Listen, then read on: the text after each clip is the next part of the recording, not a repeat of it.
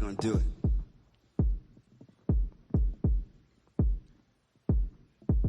Black boy, tell me how you really feel. I just wanna build with you. Black girl, tell me how you really feel. I just wanna keep it real with you. I wanna live better, eat better. I wanna love better, sleep better. I wanna feel so aligned, sublime. One time for the state of mind, 2 times for elevated rhymes. Know I architected when I lay design. I drown noise out of the clear blue. I sit, twist the threads of said silence. That's an heirloom. I am the shepherd, I share sheep. Still fleece funds from the have-it-alls to the matadors who sidestep the bull beautifully to that applause. Around rappers a higher caliber catalog shines, reminds I ain't coming to flatter y'all. I spark chatter, dark matter, the sharks scatter on these dark waters. Who walk taller, who barks orders? God body, guarding what all the laws taught us. Not a peer, it's rear, they veer near. I pierce deep, I'm revered, my steps remain clear with fierce sweeps. Not a man here who could censor me. I'm on the pier, Elohim with the energy. Black boy, tell me how you really feel. I just wanna build with you. Black girl, tell me how you really feel. I just wanna keep it real with you. I wanna live better, eat better. Yeah. I wanna love better, sleep better. Yeah, I wanna feel so aligned. Let me talk to y'all over here. Sublime. 1 time for elevated rhymes, 2 times for showmanship, 3 times for black hands and land ownership. Revolution I bring to you, wedding ring bling to you. Nisi blues on war tunes to sing to you. I am a rebel without a pause, no applause. Trust me, I must be Chuck D getting mine off. Many fools been clock watching my moves and I needed a reappraisal of flavor. I took the time off. Now, back Jesus, black feet is slumbering unborn. Ark of the covenant curtain untorn. I'm a rose that rose to etch prose in Rosetta Stone. Yelling it through a megaphone, always repping, baby, forever home. I ain't the pot calling the kettle black. I'm the flame keeping the kettle warm, and I am to blame for the renaissance. It's cold, had to write and recite it with down feathers on. Black boy, tell me how you really feel, cause I just wanna build with you. Black girl, tell me how you really feel. I just wanna keep it real with you. Yeah, I wanna live better, eat better. I wanna love better, sleep better. Yeah, I wanna feel so aligned, sublime. Sublime. I wanna live better, eat better. Sublime. 1 time for elevated rhymes, 2 times for showmanship, 3 times for black hands and land ownership. Revolution I bring to you, wedding ring bling to you.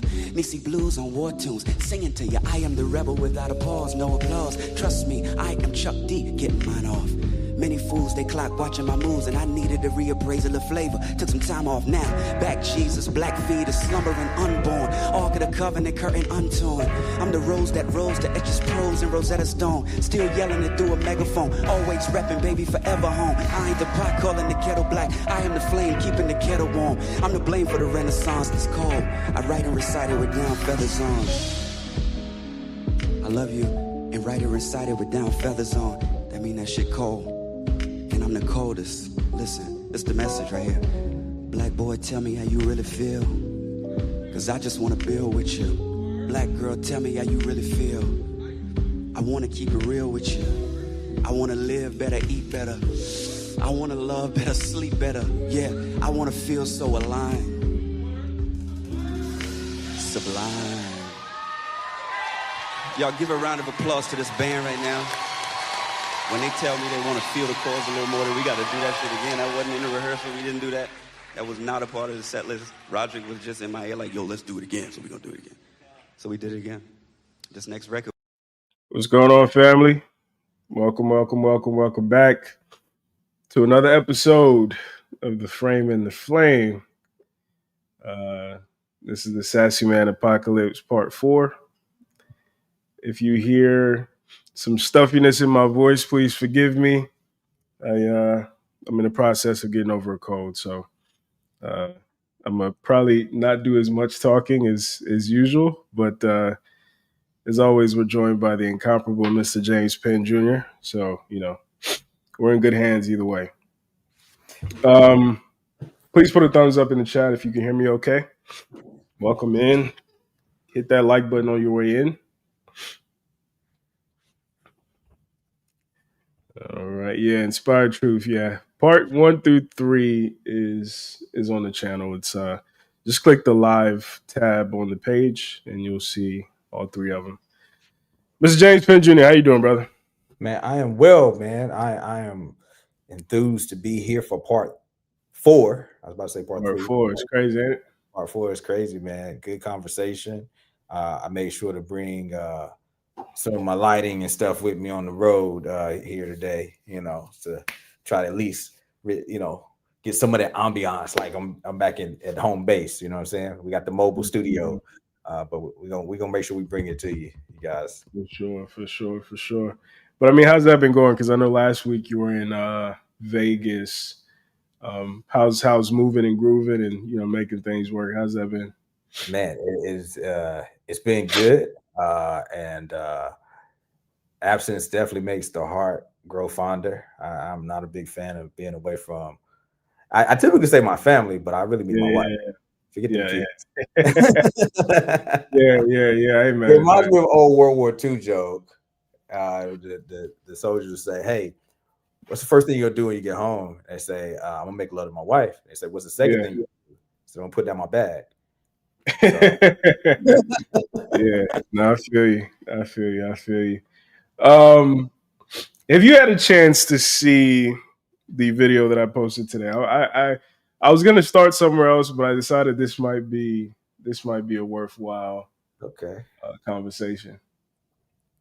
If you haven't, I'll play it real fast. Play it for me, because I want to get your opinion. Specifically, you referring to. For sure. All right, let's get it up.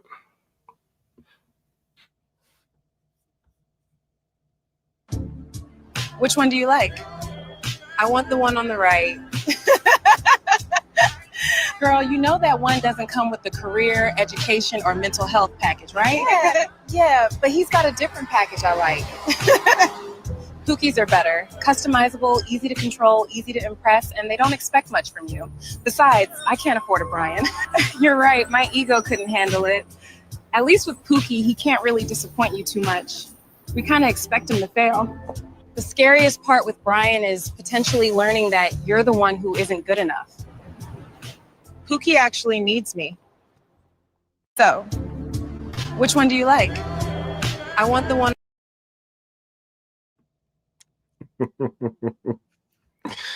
Thoughts, feelings, concerns. I'm boomeranging that back to you. What? So you had a certain place you were gonna go, and then the spirit hit you, and the spirit. You said, "No, you know what? I want to go here." What was that? Yeah. What did spirit say? What spirit said? What to?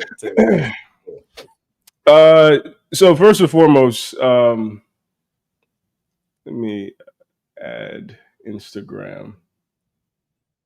Yeah, if you're joining us from Instagram, go over to YouTube. If you are joining us from YouTube, consider going over to Instagram and giving that video a watch, giving that video a like.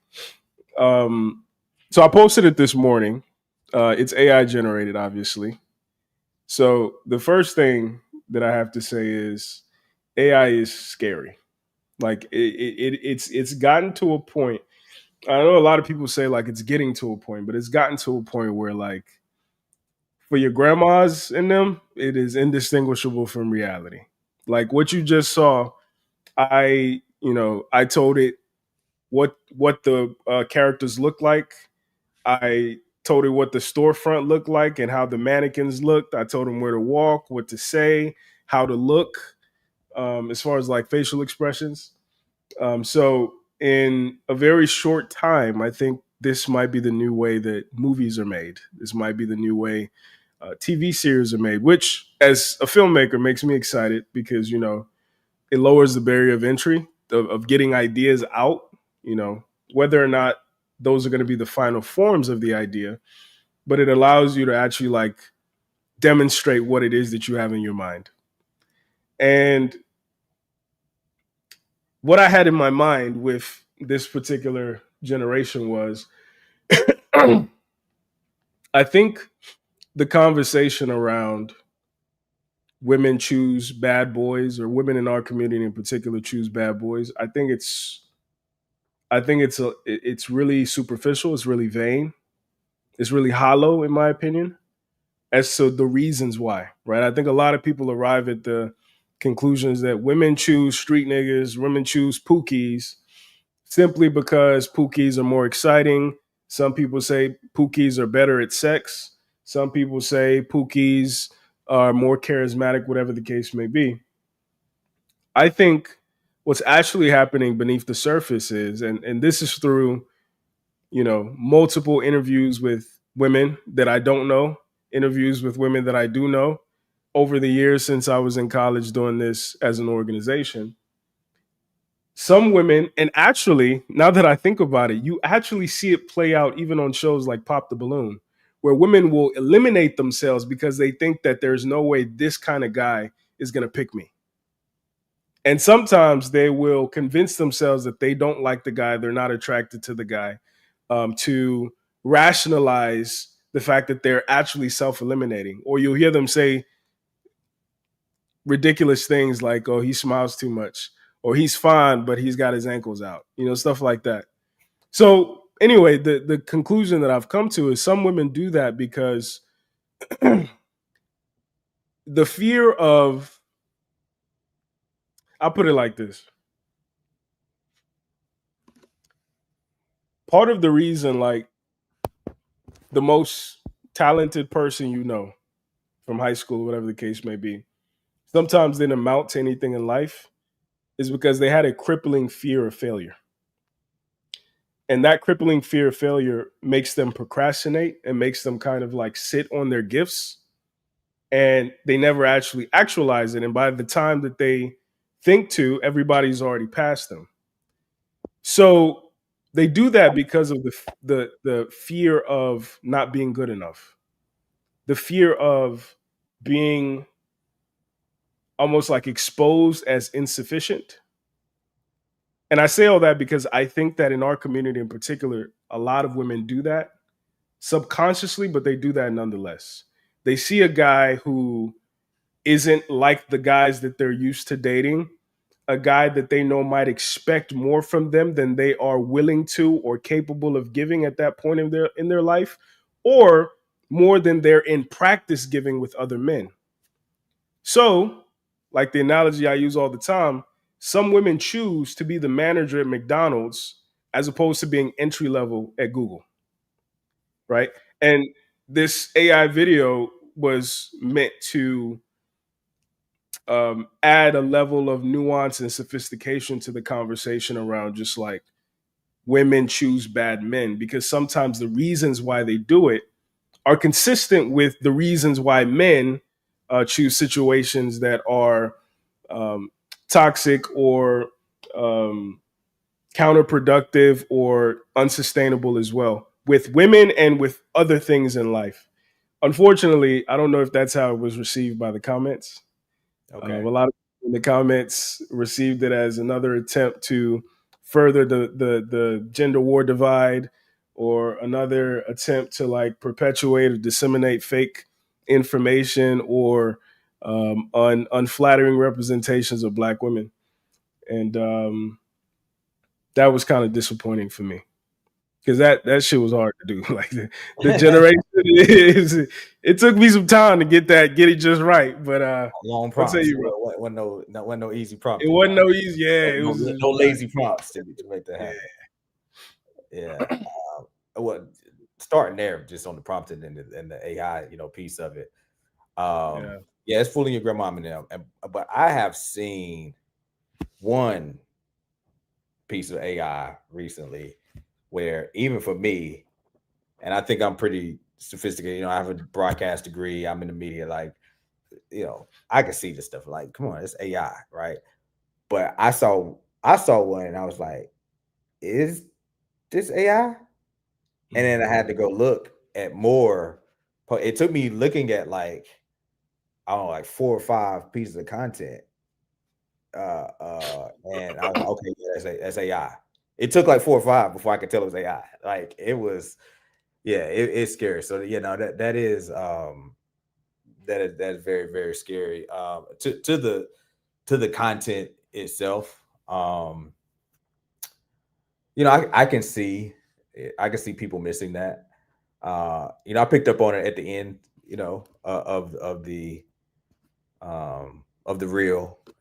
I picked up on it at the end, but our attention spans nowadays and our initial reaction. How many times have you seen a video of something or posted a video and people are commenting, and it's like You can tell they didn't finish watch watching it. You Yeah. clearly didn't finish watching.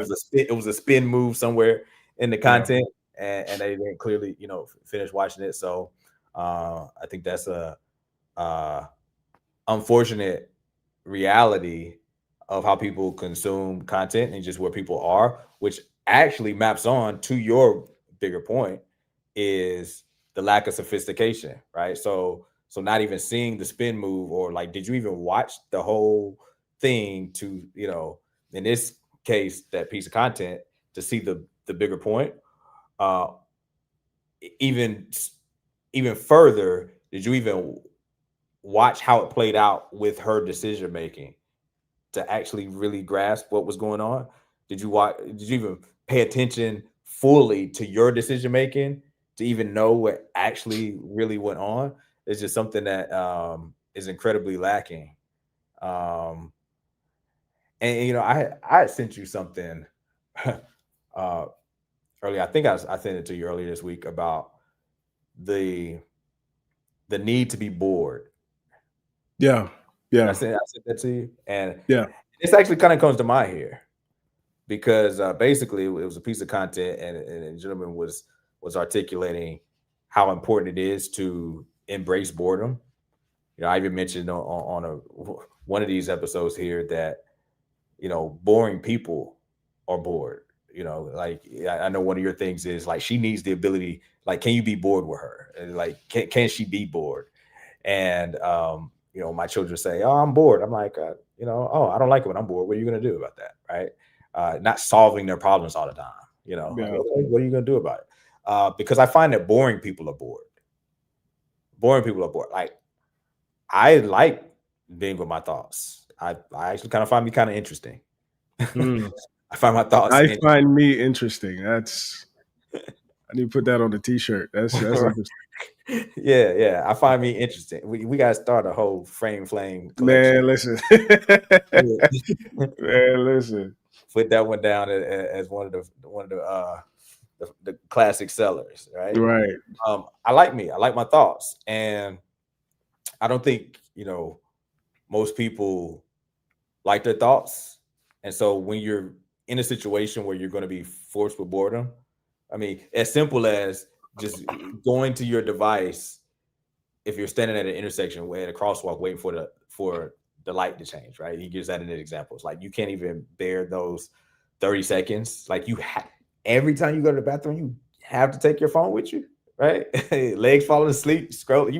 You've been done doing you, but you scrolling, legs sleep now. What are we resisting now? We're resisting boredom, because that boredom gets us into our thoughts.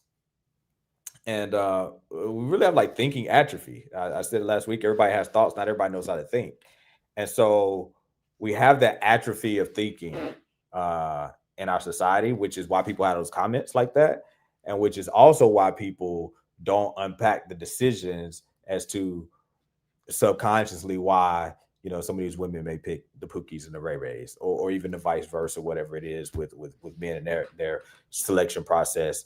We have atrophy of thinking, and so that is I think that may be the root issue, that we really have to get to it. And in all these conversations, right, like what we're doing is iron sharpening iron. It is intellectual, the frame and the flame, trying to balance those two, right? The frame is constantly chopping away at the flame, and the flame is constantly chopping away at the frame, right? That's where iron sharpening iron comes from. The word competition comes from, let us strive together as we compete with our ideas. Like let the ideas compete with one another and see which idea rises to the top, because that competing idea that's being challenged is going to have all of the rough parts sharpened off of it, right, to get to where we need to. And so when we're able to do this amongst each other, right, we come out better. But then when you do this with yourself, right, is the ultimate punchline is you got to be able to do this with yourself.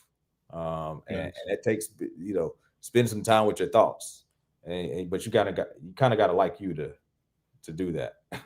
Yeah, no, 100%. Listen, if you guys are just joining us, please hit that like button. Right now, we've got 40 viewers on YouTube and only 12 likes. So please help a brother out, help these brothers out, and hit that like button for us. Share it with somebody, invite somebody in. If you're on Instagram, consider going over to YouTube and checking out the work. Which brings up kind of like my next point, because one of the critiques under the video in the comments that stood out to me, it was a brother, I don't know the guy, but he said, it's, I'm paraphrasing, but basically enough with this rhetoric. That instead of doing this and essentially making us look bad, you could be doing some work, some real work in the streets, some real work in the community, et cetera, et cetera, et cetera. And, my response to him was, you must be new here. Go check out what I've actually done. But it brought up, a point for me that, I've been sitting with for a number of years. And this is somebody who, in college, I was over in NAACP before I even founded We Need to Talk. And then I founded We Need to Talk.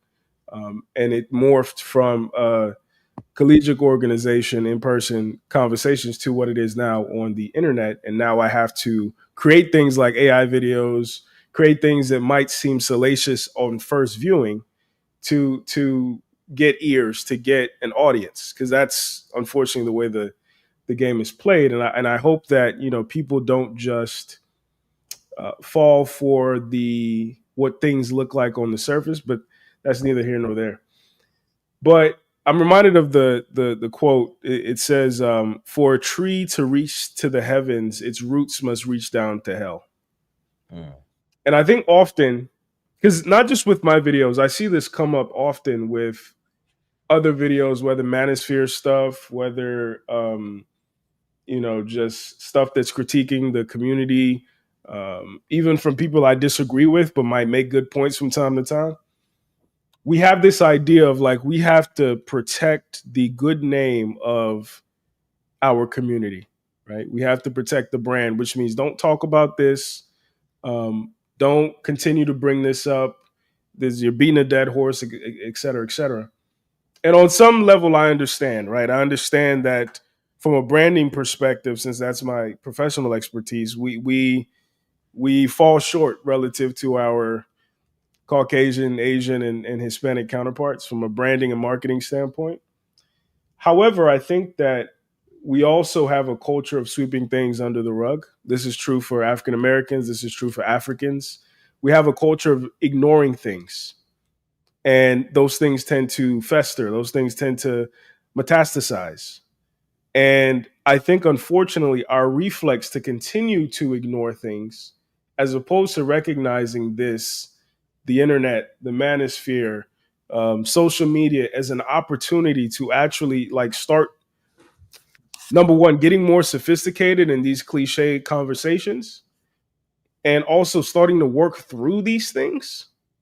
That's what's been the most disappointing for me, not just with this video that I put up today, but with everything I've done in the past 10, 15 years, right?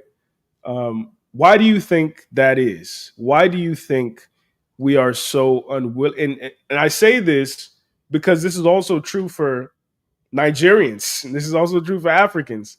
Why are we so unwilling to, reluctant to, dismissive about confronting these things, confronting these hard truths and this work that needs to be done that we continue to just procrastinate on? Yeah, I do sense that it comes back to like the answer is in the problem. That problem being a lack of thoughtfulness and thinking.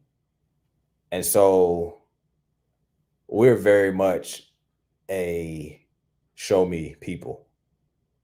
We're very much a show me people. And so we want proof of concept. We want it. Some people want it. I say you got to spell it in crayon for some people, right? Paint by the numbers. And so there's already a proven system, a desirable outcome that's documented. And here's step 1, 2, 3, 4, 5. And you do step 1, 2, 3, 4, 5, and you get X, Y, and Z. And if you give the person that, then I think people will be receptive, right? So like, because what I was thinking of as you were saying, how do we confront these things? And, I was thinking before you asked me the question was like, what does that look like? And because I think that's what people want. They want a paint by numbers. Well, what does it look like?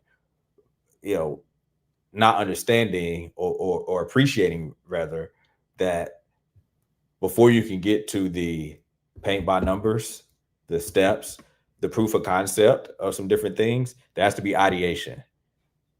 There has to be thought, right? That goes into that. And people want to skip the part of conceptualizing something different, thinking, ideating, right? And it's like we say how women want a man at the finish line, right? Our people want a solution at the finish line.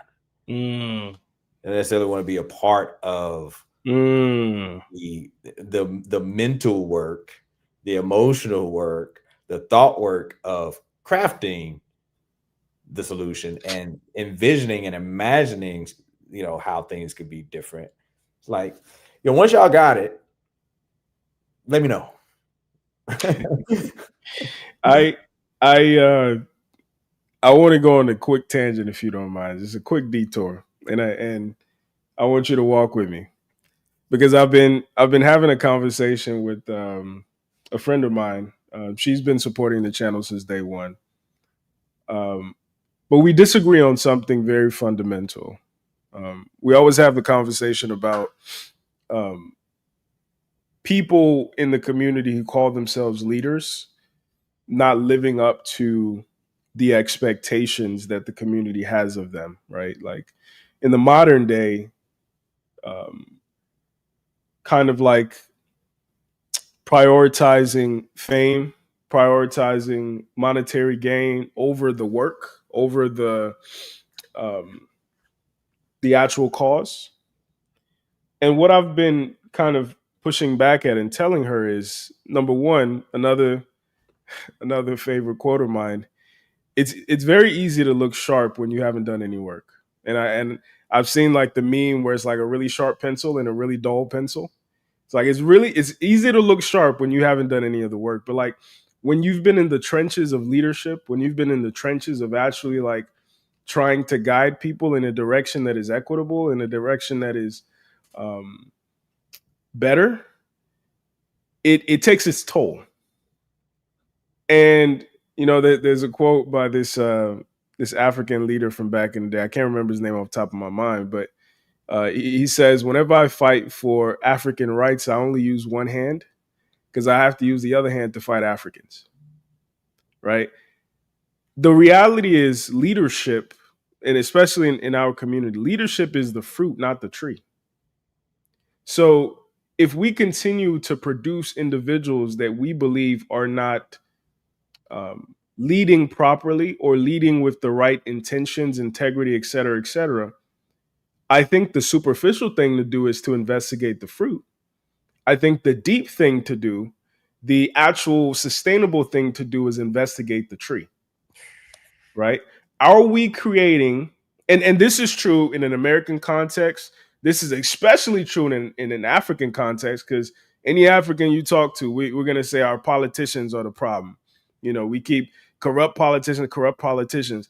What they don't tell you is, let's say I go back to Nigeria right now, hypothetically, and let's assume I'm a good person. Let's assume I have good intent or whatever the case may be. And I say, okay, the way that I can have the most impact, the way that I can have the most like transformative impact on my community, on the nation at large, is to enter politics. What they don't tell you is, as soon as, let's say I'm successful and I get elected, and let's say I go home and my parents, my cousins, and everybody is celebrating me, the first thing they're going to ask me for is a piece of the pie. They're going to say, oh, now that you're in there, you don't want to take care of us like the other politicians have been taking care of their parents. Now you want to be a goody two shoes? No, I got kids to feed. No, I raised you. I'm expecting a piece of the national cake, as we call it. So you have that pressure from within your own house. This is something your wife might be telling you. This is something your friends might be telling you. Your own mother might be telling you. Not only that, when you enter the chambers with your fellow politicians, they have every incentive in the world to either eliminate you or blackmail you because your goodness makes them look bad. Right? So we continue to investigate and demonize and persecute corruption without considering the root and considering the system that continues to regurgitate corruption. Because the reality is, from a Nigerian context, just speaking from that context, there is no incentive to be a non-corrupt politician. There is zero incentive to be a non-corrupt politician. You're going to get pressure from within your own house from people who love you, who actually love you. And you're definitely going to get pressure from your opponents, and you're definitely going to get pressure from your colleagues. And we have these superhuman expectations, these martyr-like expectations of people that we consider leaders. That's why, like, when I learned in college that Martin Luther King literally said with his mouth, "I don't want to die." That was such a cathartic moment for me in particular, because our community has been regurgitating this narrative that you're not a leader or you're not worth following unless you are willing or ready to die, unless you are basically suicidal, right? So I say all that to say, I think that part of the reason our dysfunction, whether we're talking about male-female relationship dysfunction, whether we're talking about community dysfunction, which is really what colors all our dysfunction, part of the reason it persists is because, to your point, I don't think people are willing to lift the proverbial rug, because I think that they're afraid they might not be equipped to clean it. So instead of that, we'll just buy a new rug and put it on top of it.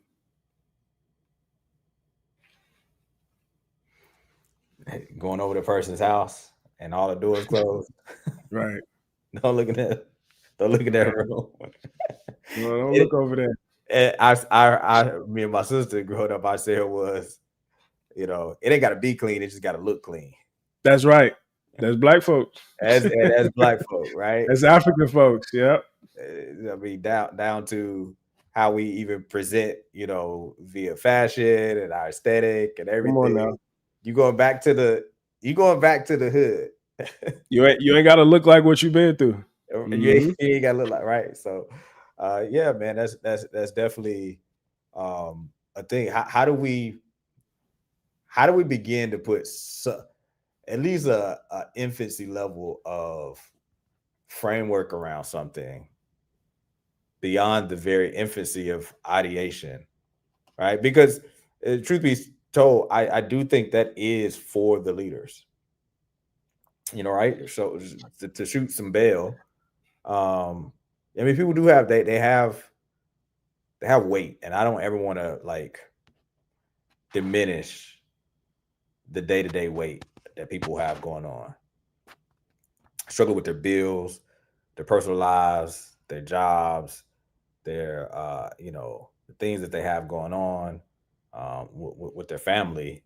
And so then the weight of figuring out community problems, let alone like they have their own micro situations to deal with. It's understandable why people want sedation, want a reprieve from the heavy nature of thinking of solutions, to something, right? And so I do find though that people are receptive when something can be clearly and concisely articulated, even when it's maybe contrary to the norm. It can pique people's interest. Like, I do think deep down that, most people generally kind of want some of the same things. We vary greatly on what we believe our methods are to get there. But generally, people want to be loved. They want to feel safe.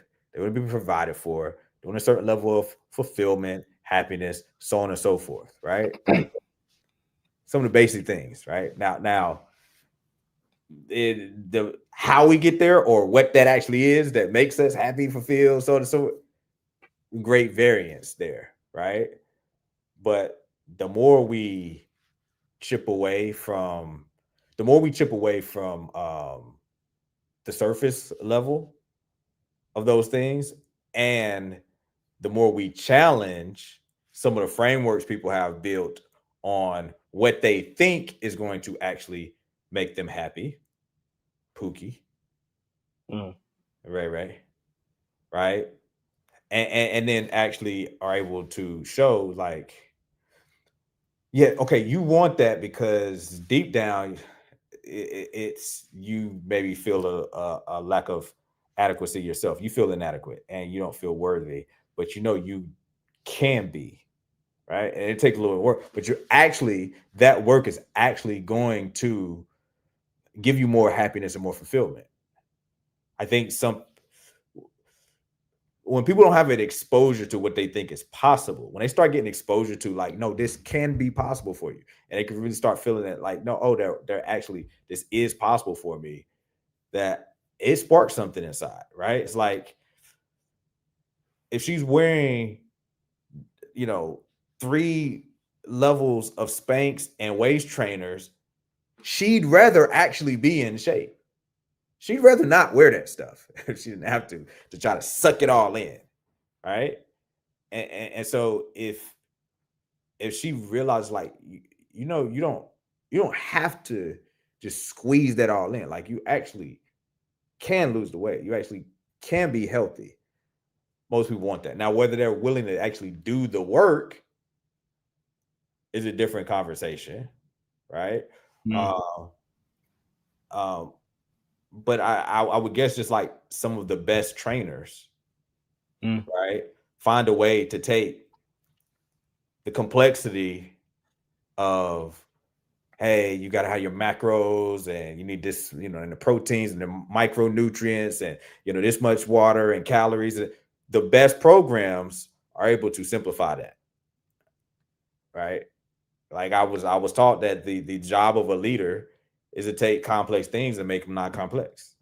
Right. And so that there is the burden of Dr. Obi.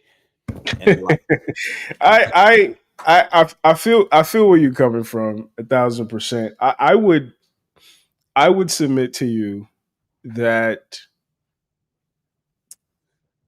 our cultural definition of in shape is Spanx, like, metaphorically speaking, right? I think that Black excellence, success, power couples, veneer. Yep. It's facade. We are very, and this is consistent on the continent as well. We're a very facade oriented culture, and this is something I've been critical about my people about. Right? We are very.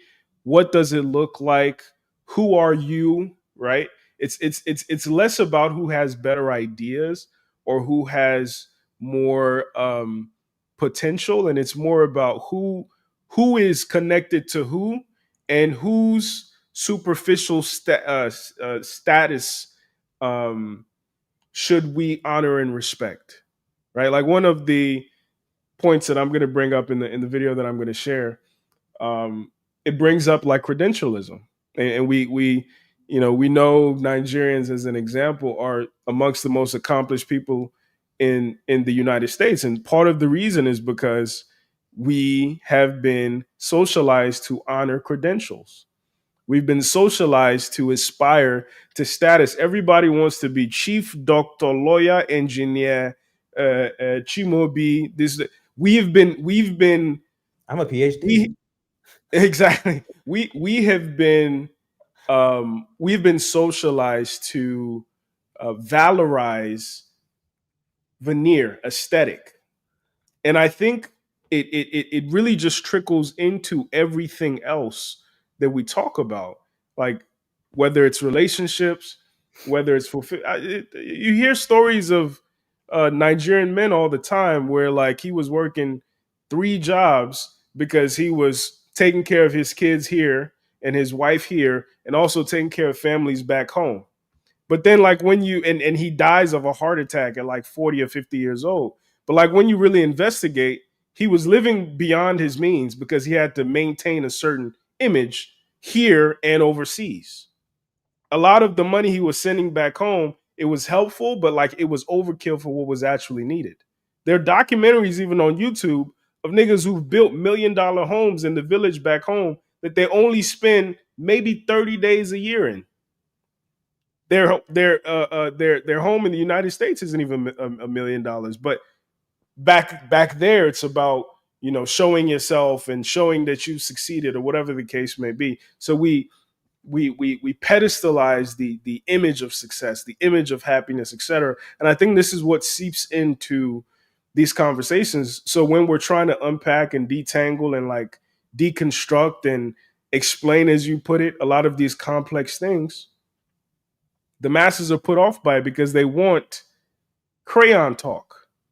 They want validation. I think especially now because you don't have to listen to me. You don't have to listen to James Penn Jr. You can listen to this person who's regurgitating what you already want to hear. Because everything now is on demand, right? So it's frustrating, and I think we don't actually ever consider the perspective of the people we consider leaders.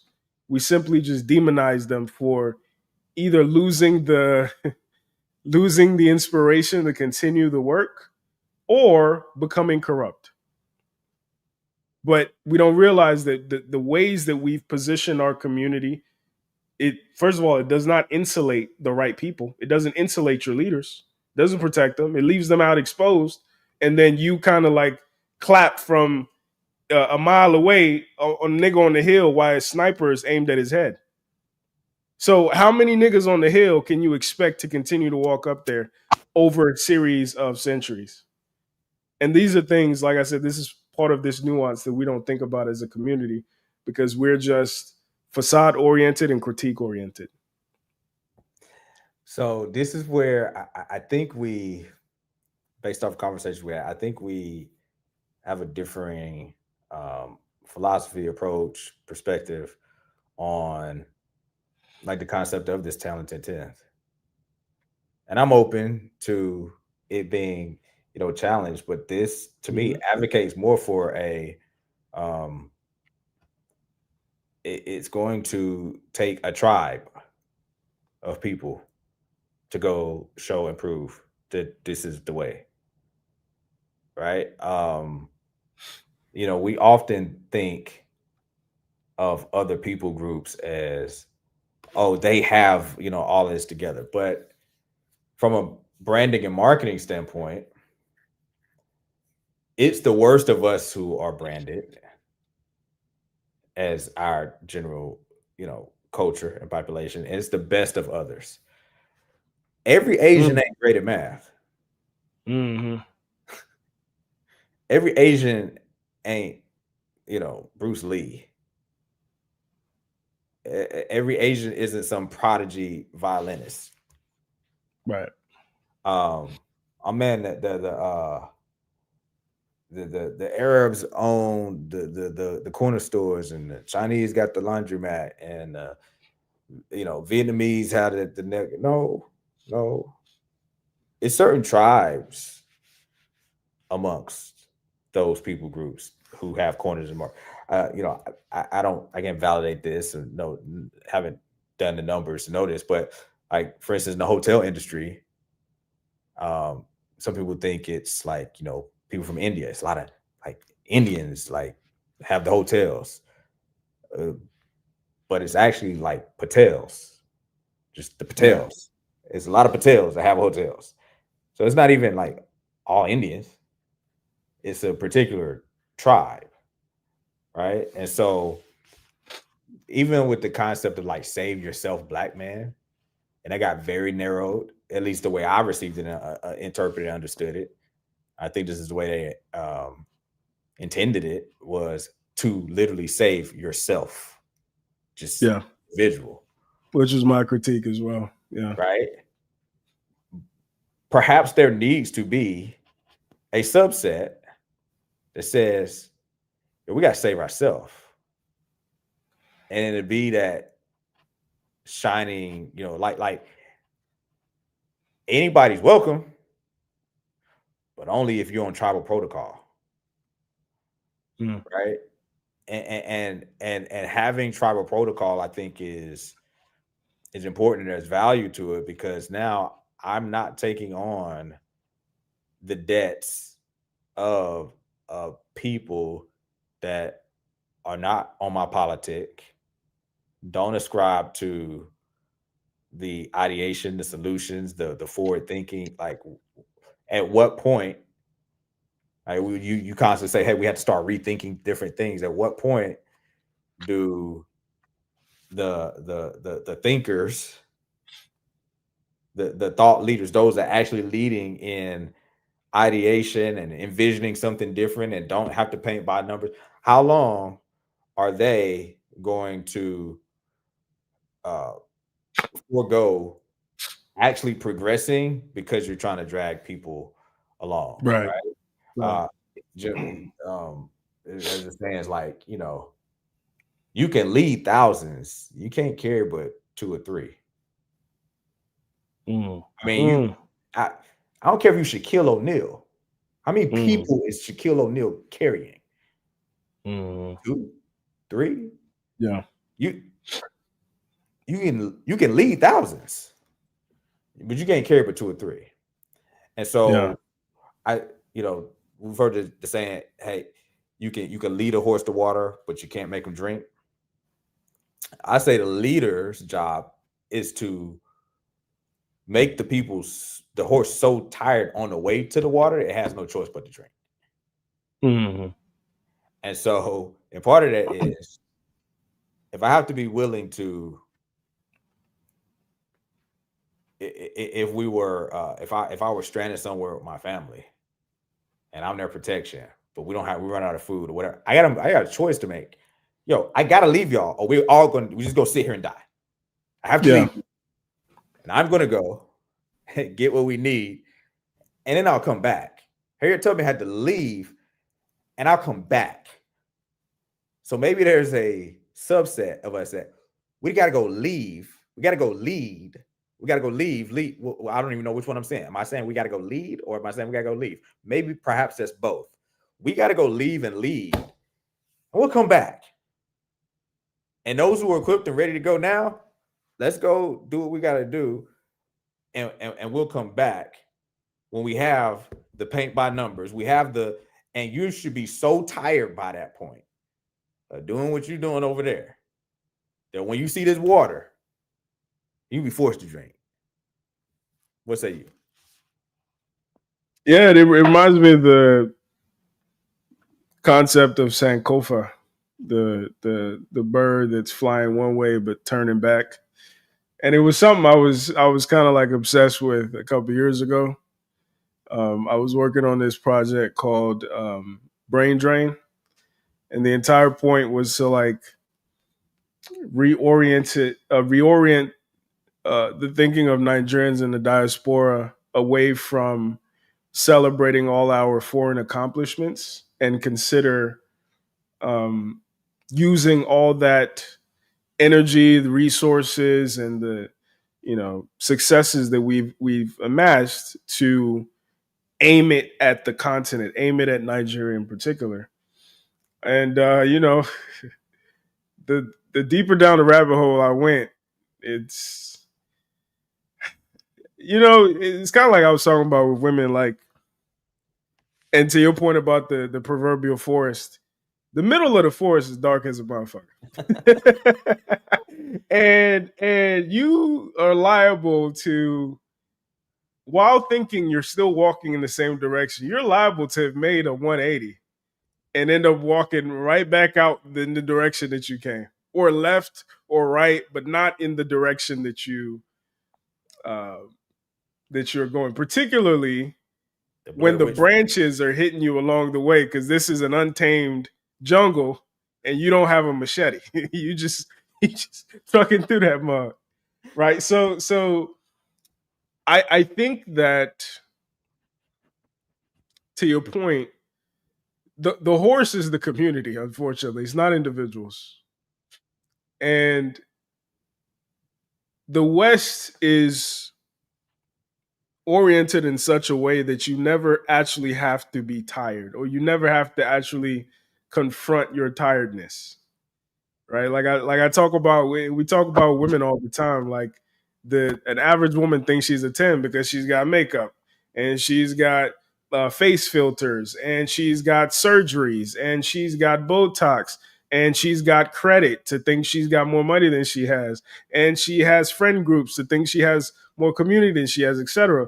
The average person has those insulations as well that keeps them from actually confronting reality, right? That keeps them from actually having to consider things with depth and nuance, which is why I always get critiqued and criticized by every goddamn body when I post a video. So this proverbial horse is not just following you to the stream because it's thirsty. It's kicking you and asking you, where the fuck are we going? I'm cool over here at this VR stable because I'm wearing Google glasses or a Meta Quest. I'm cool over here, right? Yeah, like I don't know if you remember. I don't know if you've seen The Matrix, and the dude who like betrayed the team. You remember the dude who betrayed the team? Yeah. Years later, I thought about it and I realized, you know what, that nigga had a point. Because in the virtual world, it wasn't real, but for all intents and purposes, that steak was real.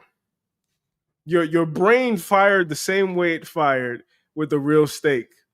And the alternative is waking up to this gray post-apocalyptic world and eating slop. Fuck that. I'm going back. Going back to sleep. I'm going back to sleep. And I think that is a metaphor for our community. And it's a part of me, ironically, finds it hard to necessarily even blame them. I get that. And this is where the long arc of the trilogy, because those are some long movies, right? But at the end, when you see Neo sitting on the bench and the beauty of, I guess, the new world, the new Matrix. Because right? He was back in the Matrix. He was back in the Matrix. Right? They never fixed the world. You're right. Touche. That analogy falls apart, but there is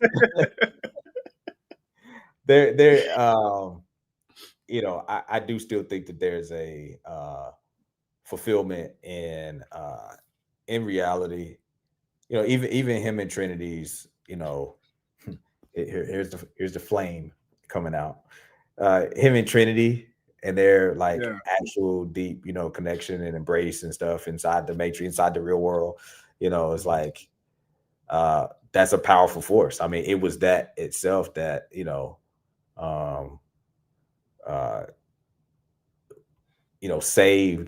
saved the world anyway, right? Mm-hmm. For him to go back in and fight and, fight Agent Smith and all of that. But man,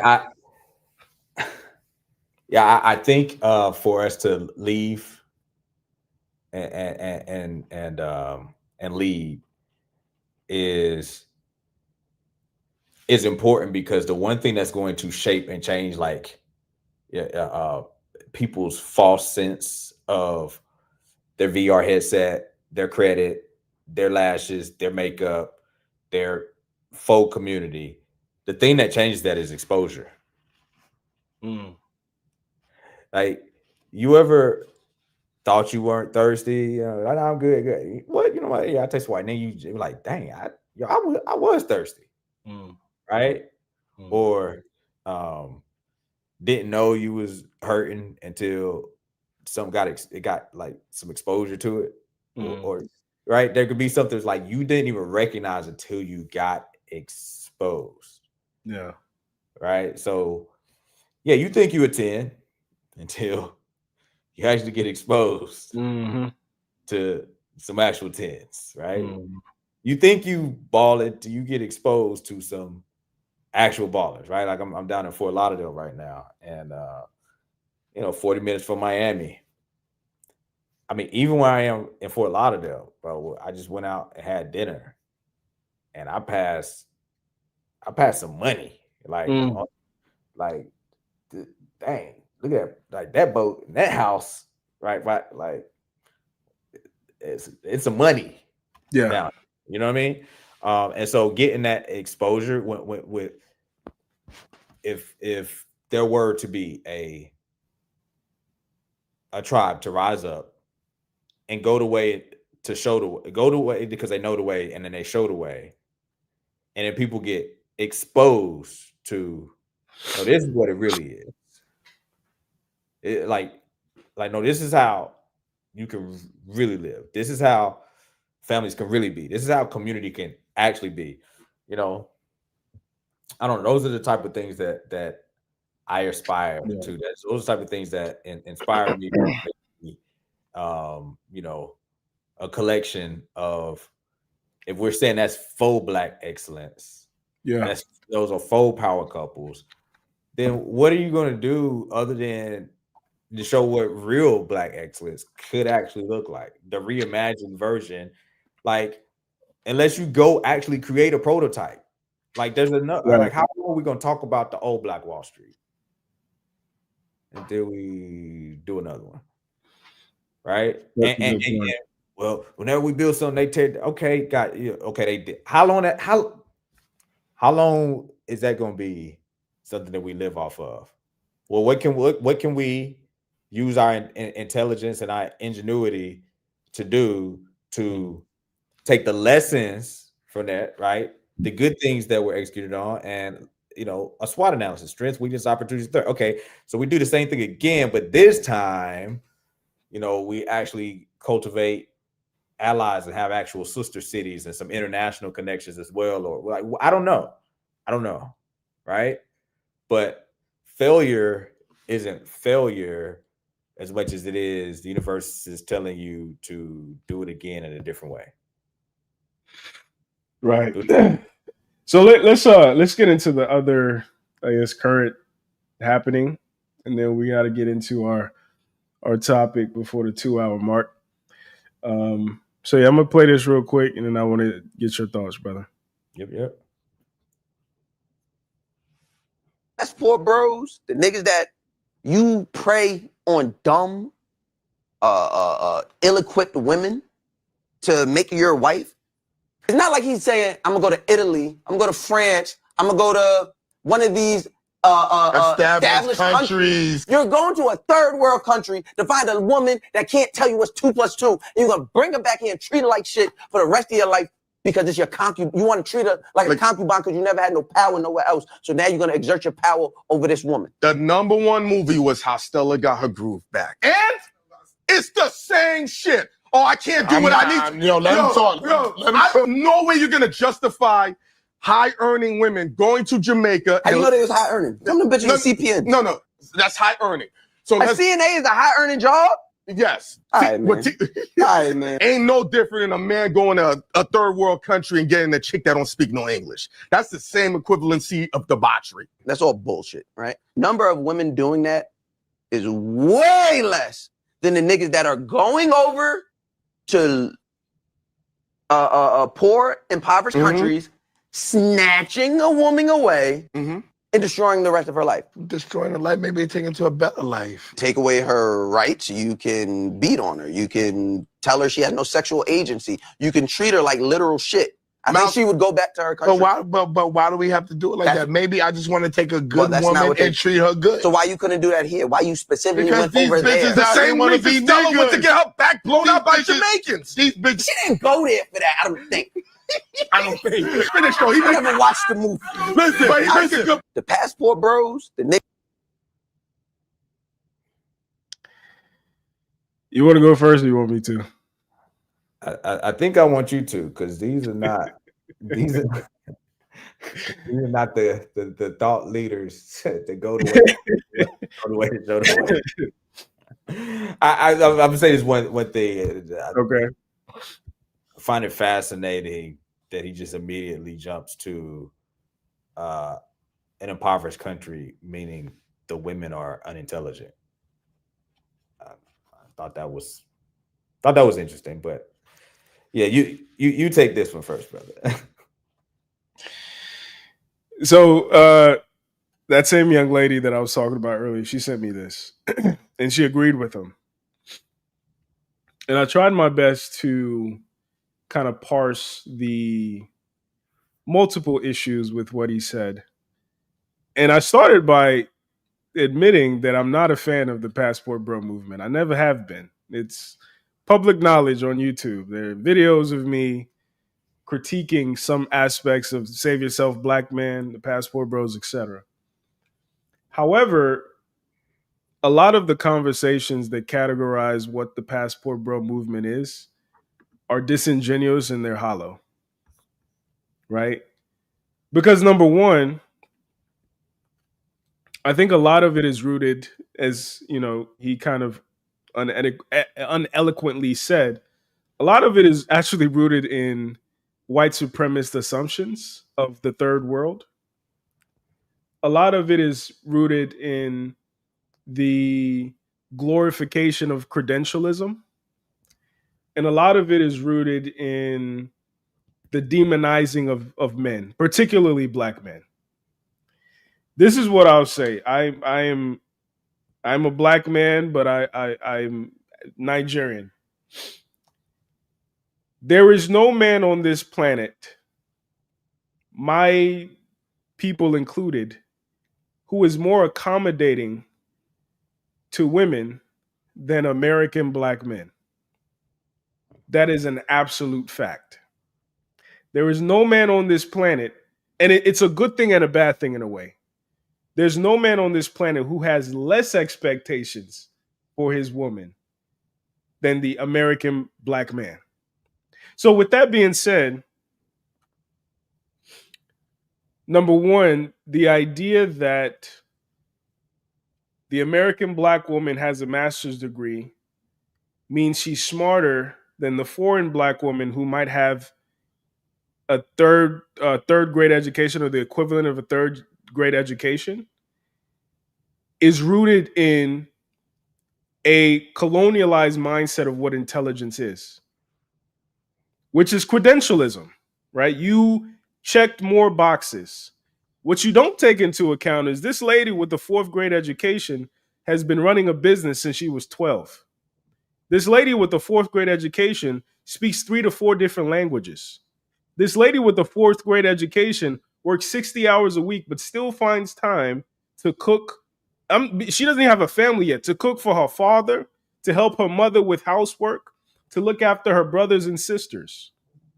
So when we start looking at and again, I'm not even a passport bro, but when we start looking at it punch for punch, American women, no offense, cannot stand up next to foreign women. The best looking women on this planet are not in the United States. The most intelligent women on this planet are not in the United States. The most feminine women on this planet are not in the United States. But what the United States has a monopoly on is branding, is aesthetics, is play. I mean, my trip to Colombia, the lady working at the airport was just as, if not badder, than a Miami IG model. She doesn't have L'Oreal. She doesn't have Fenty. She doesn't have any of the extra stuff to enhance things further. But just like raw waking up out the bed is just like we talk about Africa. It's full of raw materials. So as black folks in particular, like we got to be more sophisticated about talking about these things, because you talk long enough and you start sounding like a white man, just like Mouse, who fancies himself as pro-black and pro-woman, but his initial assumption of women who are not American were uneducated, gullible, and vulnerable, which is nothing further from the truth, particularly when you consider how women overseas are finessing the hell out of some of these passport bros who go over there and try to act stupid. So that's the first thing. The second thing is this assumption, again, that anything bad that happens is done by men, and black men in particular, is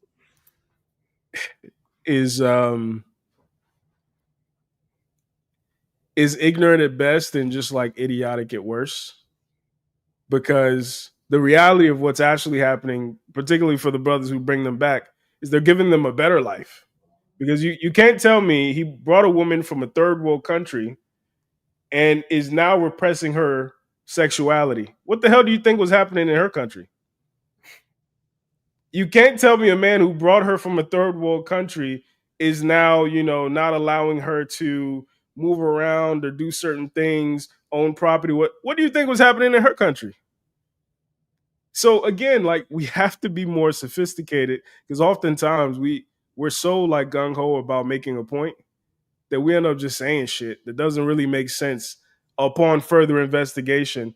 And what you realize is just regurgitated nonsense of passport bros are this and women are not really passport bros. He didn't cite one study to compare. Okay, in 2020, 100,000 black men went to South America and 50,000 black women went to South America. What you'll actually find is black women are traveling more than we are.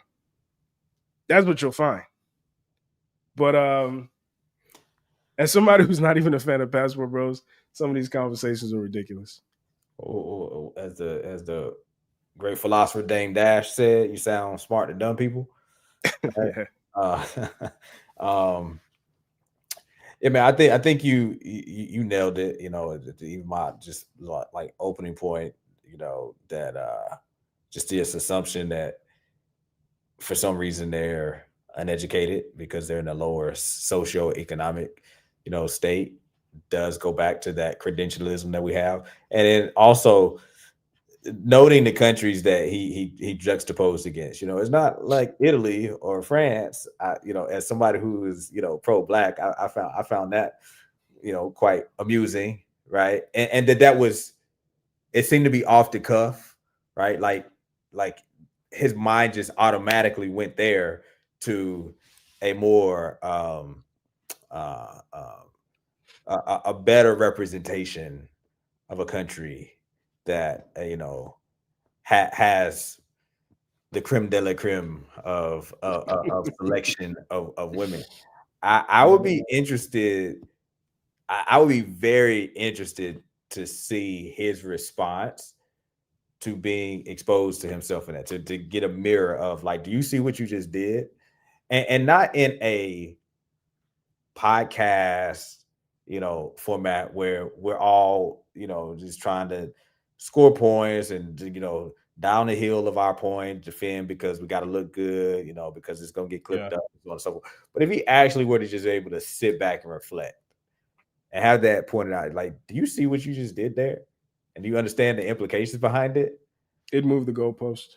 I'm sure.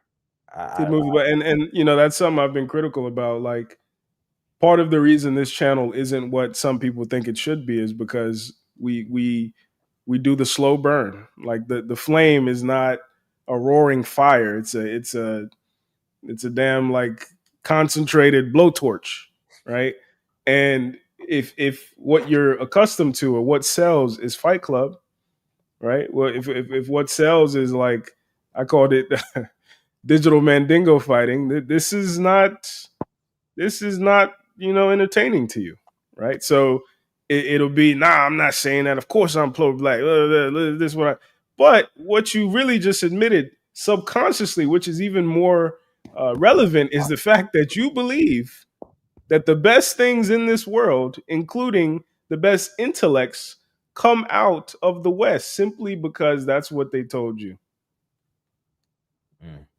Yeah. I think he probably would be served well to get a passport. Exposure. Exposure, fella. Because even for you, right? I think you said you did your video. I owe you an apology to the passport bros after coming from over there, man. I had too much bass in my voice. Yeah, I had way too much bass in my voice. I get it. I get it. And the thing is, to be honest, I'm still not a fan. And to be real, I'm not even a fan of, because a lot of like Nigerian brothers like myself, when we reach a certain level of success or a certain level of or a certain age, what we'll do is we'll actually go back home and have a marriage, a wife arranged for us, or even like by proxy. Like while we're still here, we'll have somebody arrange a nice young a lady for us back home. I'm not even a fan of that. Right. Okay. So for people to understand, like I'm not just being talk to me about that, because that's intriguing. What gives you pushback on reason that? for pause? Yeah. I'm gonna go extreme, but then I'll bring it back. But just bear with me. There was a 911 call released 2 years ago. It was of an Igbo brother in Houston or Dallas, Texas. And he was on the phone with the police, speaking Igbo, but also speaking English here and there, leading up to him killing his wife and then killing himself. I can't remember if he killed himself, but he killed her. And during his monologue, he talked about how ungrateful she was. He talked about how he paid to have her trained up in school back home. He talked about how he footed the bill to take care of her family, fly her over here, send her to nursing school, put her in a house, the whole nine. And as soon as she became a nurse, remember we talk about nurses all the time, as soon as she started making a certain type of money, she starts trying to shit on him. I think she was even like trying to divorce him and take the house, something like that. And the dude snapped. So I say that because, and I'll give you another example. I don't know if I need another one, but go ahead. this one was like, I still like think about this. When I was 16 and I went back to Nigeria, that's the last time I've been back to Nigeria. My little sister was still living in Nigeria. And she had to be, if I was 16, she had to be like 8, 9, something like that. So at the airport, like a lot of like beggars kind of congregate around the airport or close to the entrance. Hey, help me, whatever. So I'm 16. I had a couple dollars in my pocket. And when I say a couple dollars, maybe $20. And this old lady, like she looked like she could have been my grandma. She walked up to me, my son, can you please help me? Can you please help me? Whatever you have. My 7 to 9-year-old sister got between us and was like, don't give her that money. She might use it for money rituals against you. She might take that money and use it to do voodoo to ruin your life and your destiny. Whether or not that's true, whether or not that would have been the case, I didn't give her the money because I was like, you might have a point here. But the reality of scarcity is, like, we talk about Maslow's hierarchy of needs. I don't believe, using that framework, and I don't know if I fully agree with the framework, but using that framework, I don't believe that ethics or morality can exist at the lowest levels of the hierarchy. I think if somebody's hungry enough, they'll eat you. If somebody is insecure enough or threatened enough, they will kill you. So when you compare your position of privilege in that context, I was the American kid coming home, whatever, to a woman who might not have eaten that day or that week, and I'm a lick, maybe physically or spiritually, I'm a lick. I could understand how somebody will get to the point where they're like, man, fuck that kid. Who does he think he is? Why does he think he's better than me? Or why did God give him a better life than me? So I say all that to say, I think that one of my main critiques of the Passport Bros, particularly the ones who, as he puts it, prey on women who are like destitute and like poor and needy in that way, is that all you can ever be to her is probably a lick. Right? So you might think you're the one taking advantage of her when the entire time she's actually the one taking advantage of you, and leverages the fact that you believe you're the one. Like, we read the book 48 Laws of Power and all that good stuff, where it's like, real power is covert. Real power is seductive. Real power is influential. So I would just say, if you're somebody who is in a position of privilege, whether by your doing or not, somebody who has things to lose, I think exposing yourself to people who have nothing to lose is a mistake. So that's part of the reason I'm not so like the Dallas or Houston situation. A part of me could be like, damn, that's fucked up. Her ungrateful ass, she did him like that. But the other part of me is like, I kind of get it. He was her stepping stool.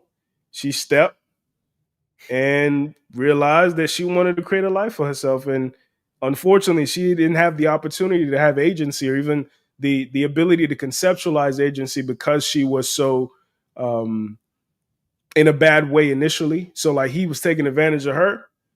And, she got to a point where she didn't need that arrangement anymore. So I get that too. Got it. On the Passport Bros, the last thing I'd say, about this, and appreciate you sharing that. That's I wasn't expecting either of those two stories. But the other critique of his critique is this blanketing of the Passport Bros all with like one broad stroke, as if they're Right. all the same. Sure, there is, a component of that. There's a subset that is just into sex tourism, but so too are other demographics, right?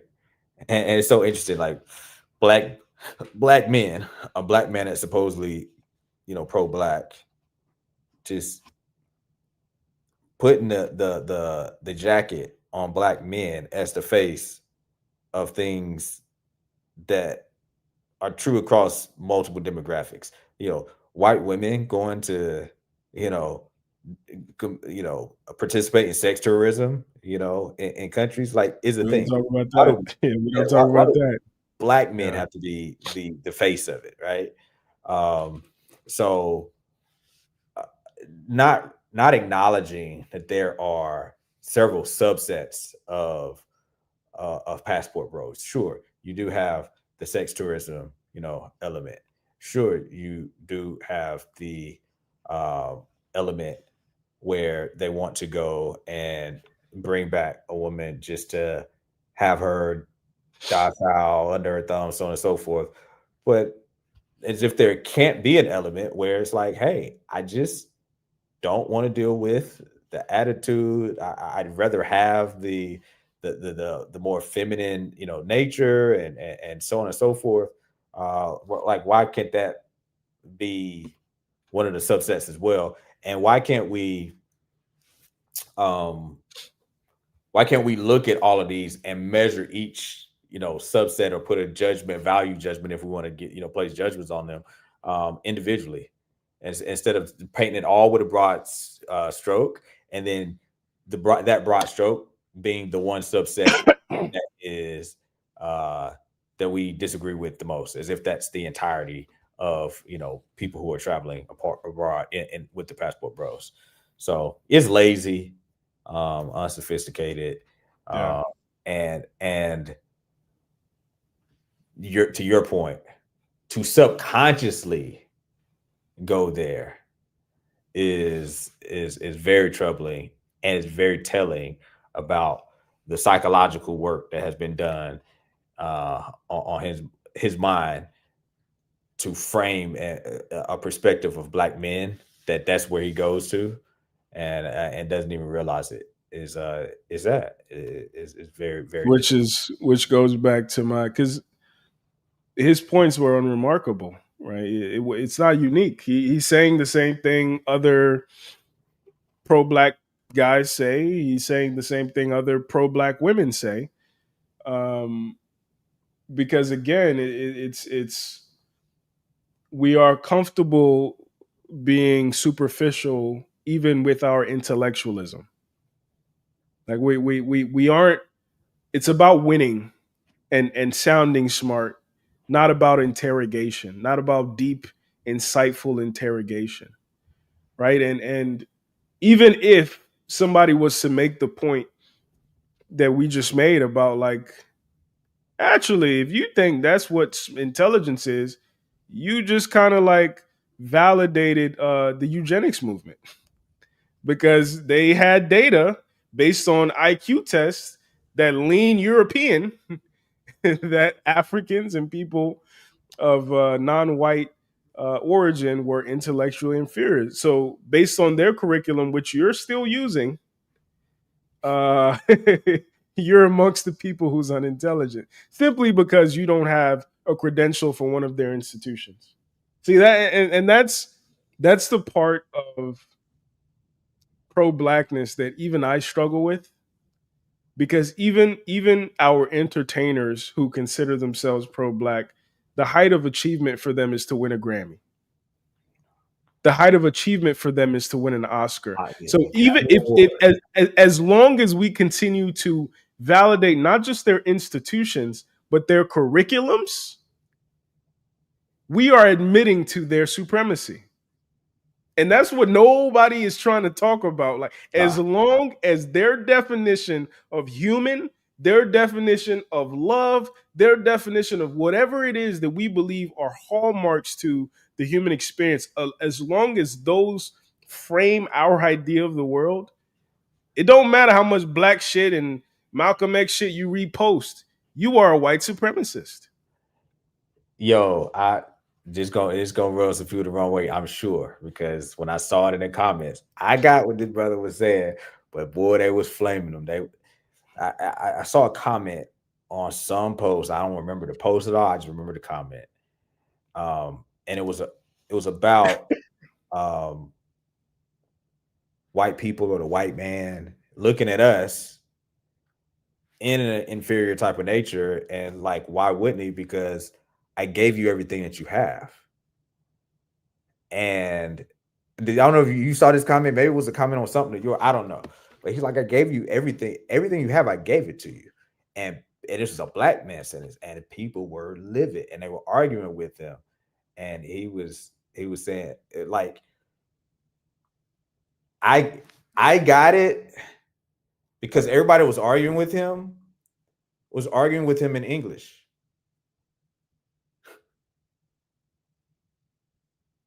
Right? On their probably iPhones, on Instagram.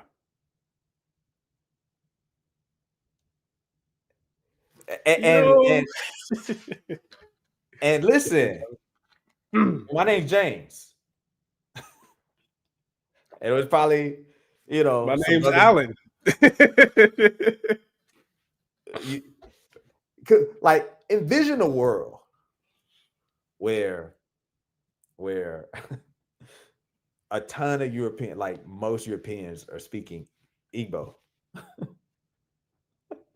Like, what's a Nigerian name, right? Like Obi Kemefula, Emeka, like Emeka, yeah. right? Emeka, right? Emeka, a bunch of a bunch of Toms naming Mecca now. Speaking Igbo.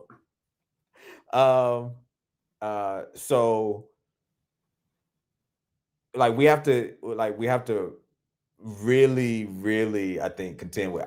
This is a conversation that I've had with my wife for some time, but I just started broaching it with the rest of my family, my 4 children, of renaming ourselves. That's one of the things like Nation of Islam that I kind of respect. Malcolm X is the interview where he wasn't even entertained. He was like, well, what was your dad's name? And he's like, well, my father didn't know what his name was. He didn't know what it was. He was like, you won't even acknowledge it? No, I don't even make any reference to it whatsoever, right? And so, I've thought about that for some time, and I think it's something that for my son, who's now 12, that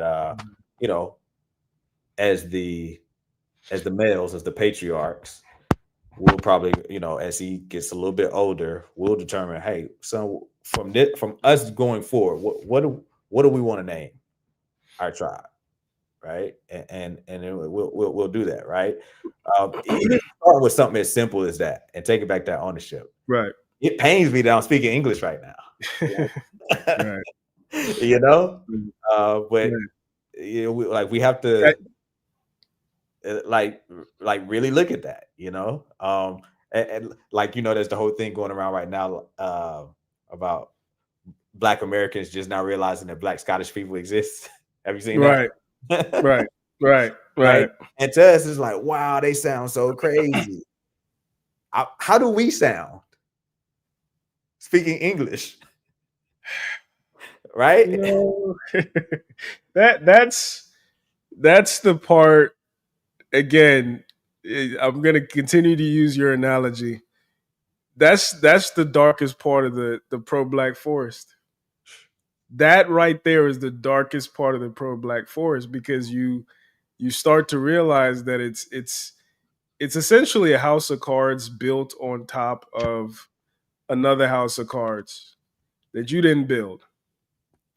Because our entire, if I was to do a psychology experiment and just rattle off things, and then you had to respond with the first thing or person that came to mind. If I said philosopher, most people are going to say Socrates. If I said CEO or world changer, innovator, Steve Jobs or Elon Musk, or our entire our pro-Blackness exists within a white box. I cut this. What did he say? That's it. Yeah, cut the show. Our pro-Blackness exists within a white box.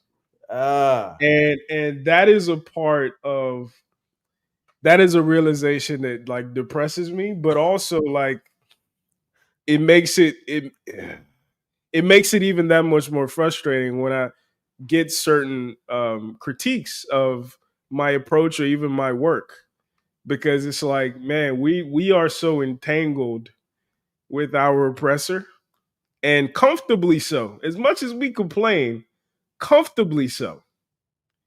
That I don't know, man. I don't know. let me pull up the next video. Another critique that I get is that, this is an American thing, and you're making Black people, Black Americans look bad, et cetera, et cetera. And I've always made the point that when I talk about this, I'm not just talking about it from the American perspective. I talk about the American side of it because the American side pioneers a lot of the framing around it. But this thing is international, so even passport bros, beware. What type of woman are you looking for? Uh-oh. I'm going to have to redo it. Give me 1 second. What type of woman are you looking for? Type of woman I'm looking for. Yes, you're the woman. There are two aspects. Number one, I need an understanding woman. When I say understanding,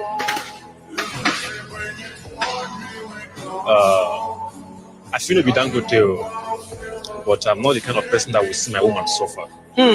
Irrespective of that situation that I'm in, no matter how it is, I will always do my best to see a smile on her face every given time. So why did you come to Balu for him?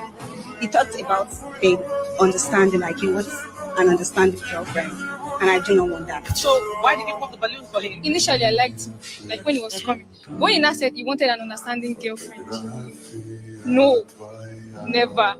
I would never do such a thing. That's to understand me, for me to understand you. Do you get? Like, it's not actually, I want an understanding lady. Duh. Why did you pop his balloon? He's alright, but it's not just my type. What do you mean not your type? I like to have a dope. I'm a dominator, yeah. You're a dominator? That is, you lead and the man will follow. That's why I popped my balloon, because he's telling me to calm down and understand him. You need to calm down and understand me. Yes.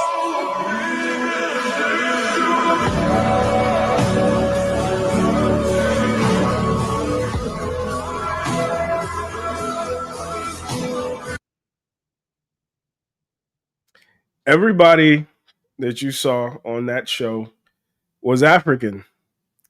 More specifically, Nigerian, based on the pidgin English that they were speaking. So, brothers, this idea that you're gonna go overseas and find a non-American woman in, from a perspective of like feministic indoctrination, is not what you think it is. Particularly in, I can speak for Nigeria. Like right now, one of the I guess social media phenomenons that's happening in Nigeria is called Gege University. It's this guy. He's this, I don't know if he's a comedian or if he's being for real, but his name is Gege. And he founded a university called Gege's University of Wisdom and Understanding.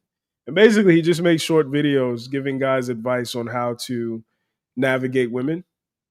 And one of his kind of standout pieces of advice is, it's not your responsibility to take care of her, it's her father's responsibility.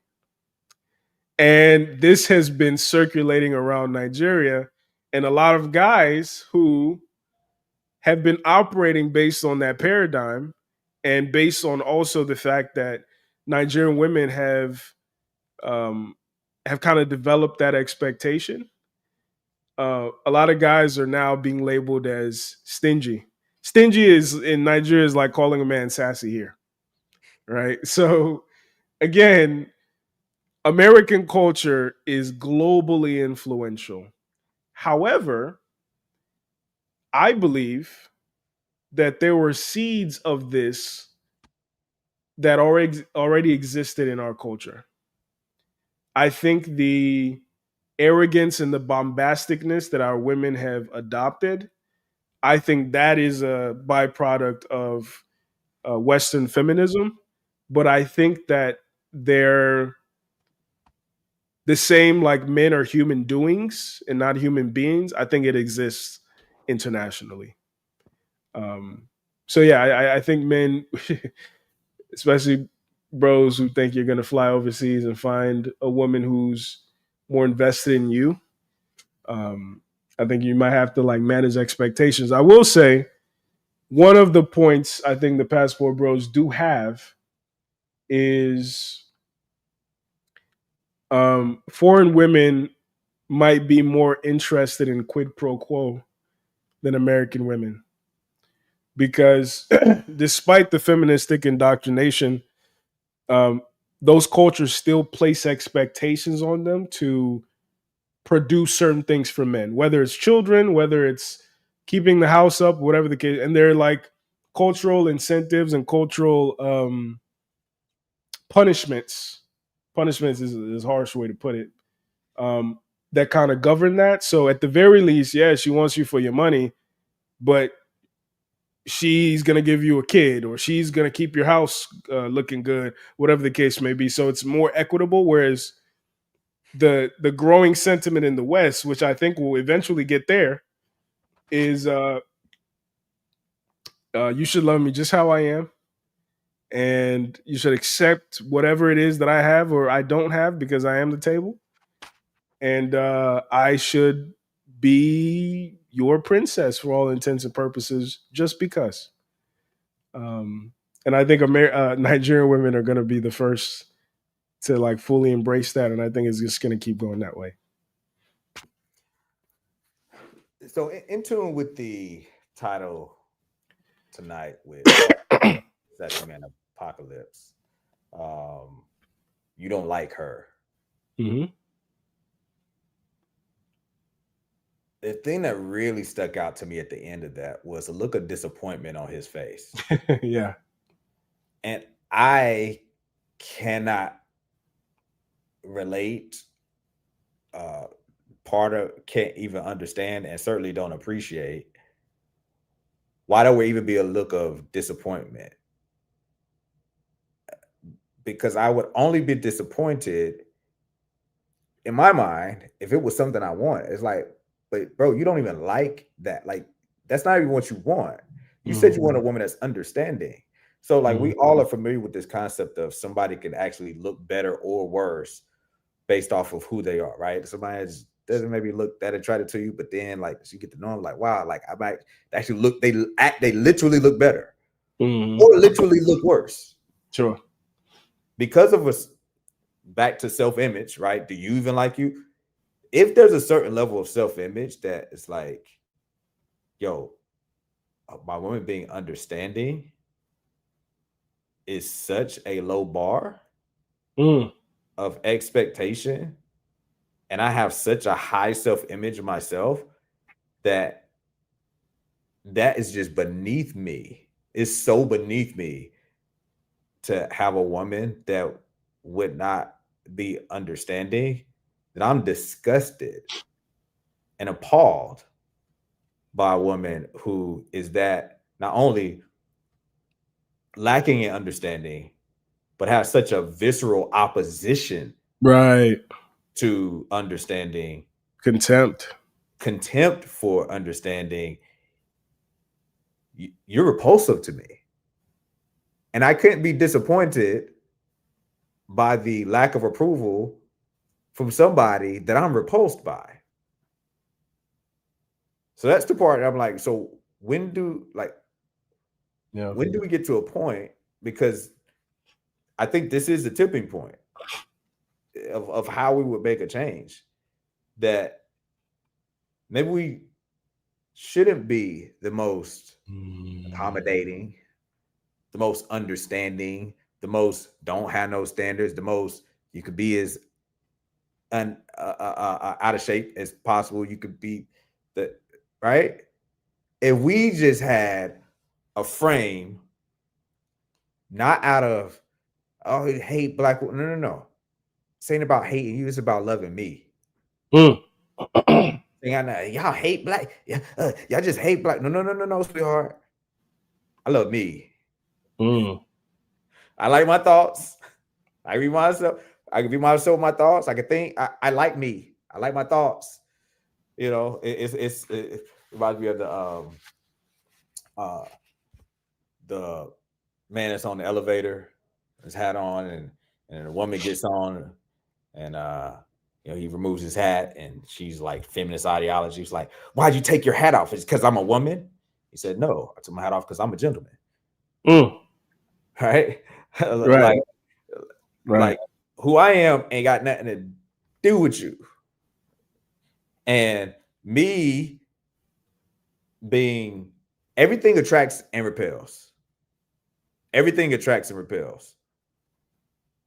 If I'm a person that genuinely loves me, genuinely has a high self-image, high self-esteem, true love for self, because the only way I can really love somebody else is if I love myself. I can't even actually offer true love to somebody else if I don't have love for myself. I can't do it. It's not even possible. Right? When we really break down like the true understanding of love. So if I don't have a certain love of myself, I couldn't even possibly really love you. And if I don't love myself enough to have a presence that repels lack of understanding, right? Like everybody ain't gonna have the same understanding you do, and that's okay. Like when I get around people who is clear, you can see how some people act and move is like, yo, that is not a person to understand it. I keep people that don't have understanding far away from me. You be in the hood, we around some ninjas, and it's like, yo, these dudes do not have understanding. All right, you know what? They ain't got the same level of understanding that I do. I'm operating at a different level of understanding. Let me get away from around that. So certainly a woman that don't have a certain level of understanding, I can't imagine being disappointed by you not wanting to prove with me. Like I want respect from people I respect. Right. I couldn't care less for respect from people I don't respect. So I don't know. You got some thoughts? This is what I would say. This is what I would say, because although I agree with you in principle, I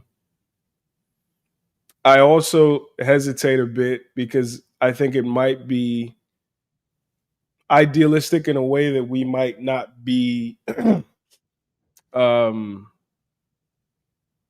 honest about. And part of my critique often of how the patriarchy is categorized is it's typically categorized as this like one-sided authoritarian rule by men.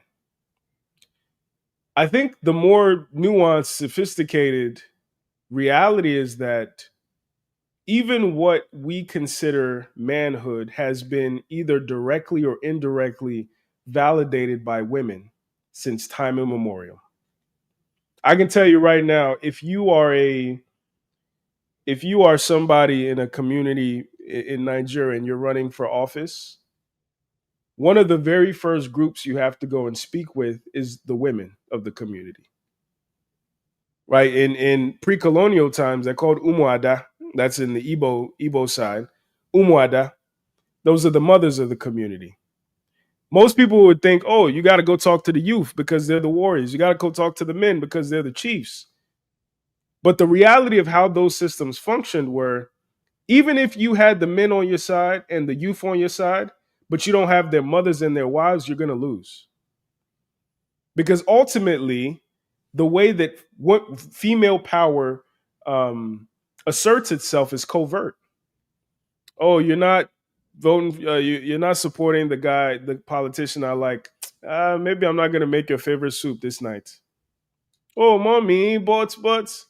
Or honey, you said tonight we can do doggy. You don't want to give, you know what I'm saying? So we've gone, number one, we've gone away from the reality that since time immemorial, female power has been covert. It's been about seduction. It's been about influence. It's been about covert power. Because the thing that makes covert power even more powerful than overt power is because you're insulated by overt power.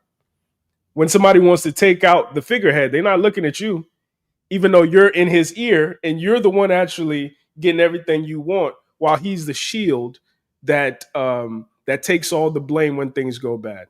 But again, women decided, I want to be the shield. And not only decided I want to be the shield, but I also want to mischaracterize what's been happening for millennia to say that I had no power and I had no influence just because I didn't have the type of power or the type of influence, or it didn't manifest in the way that it manifested for men. So that's I say all that to say,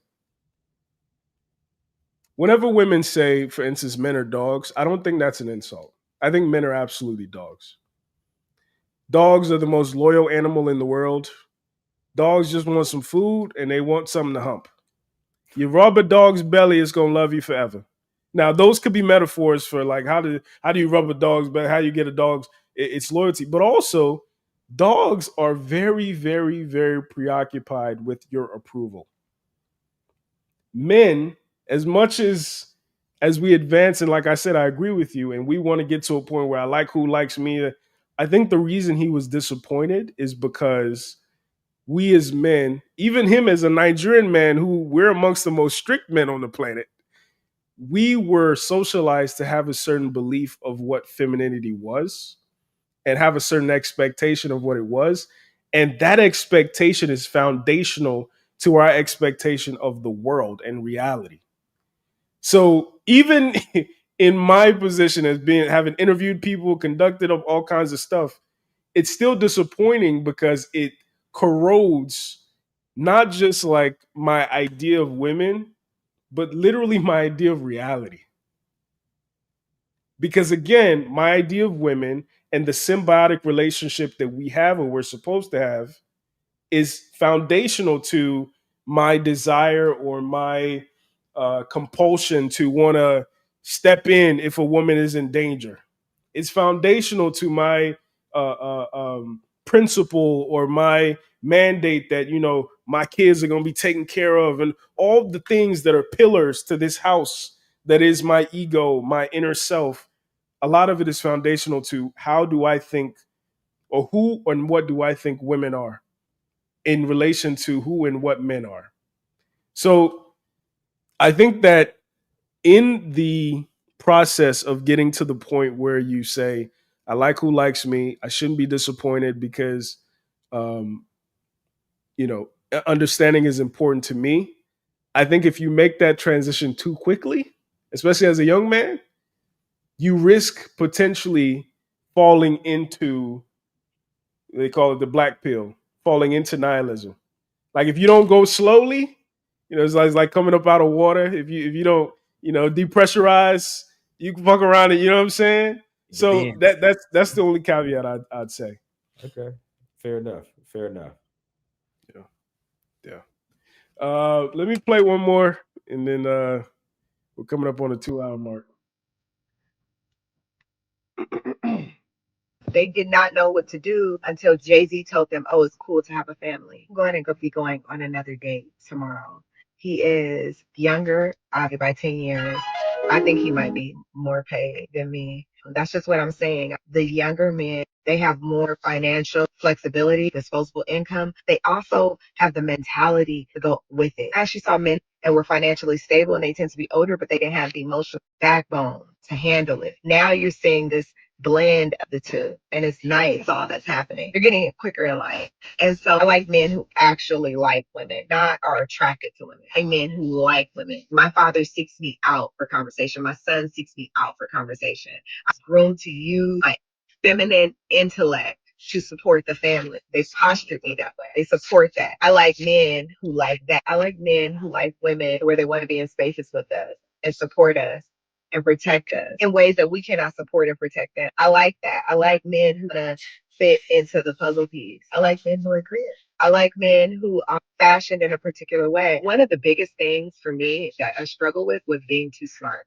I struggled because my male counterparts didn't know what to do unless Jay-Z told them. They did not know what to do. You were stepping stone and you were settled, or you were finding your way, learning to love yourself and finding it when it found you. And that's what I've chosen to do. I'm the meat and the potatoes. What's up here? Here to aligning.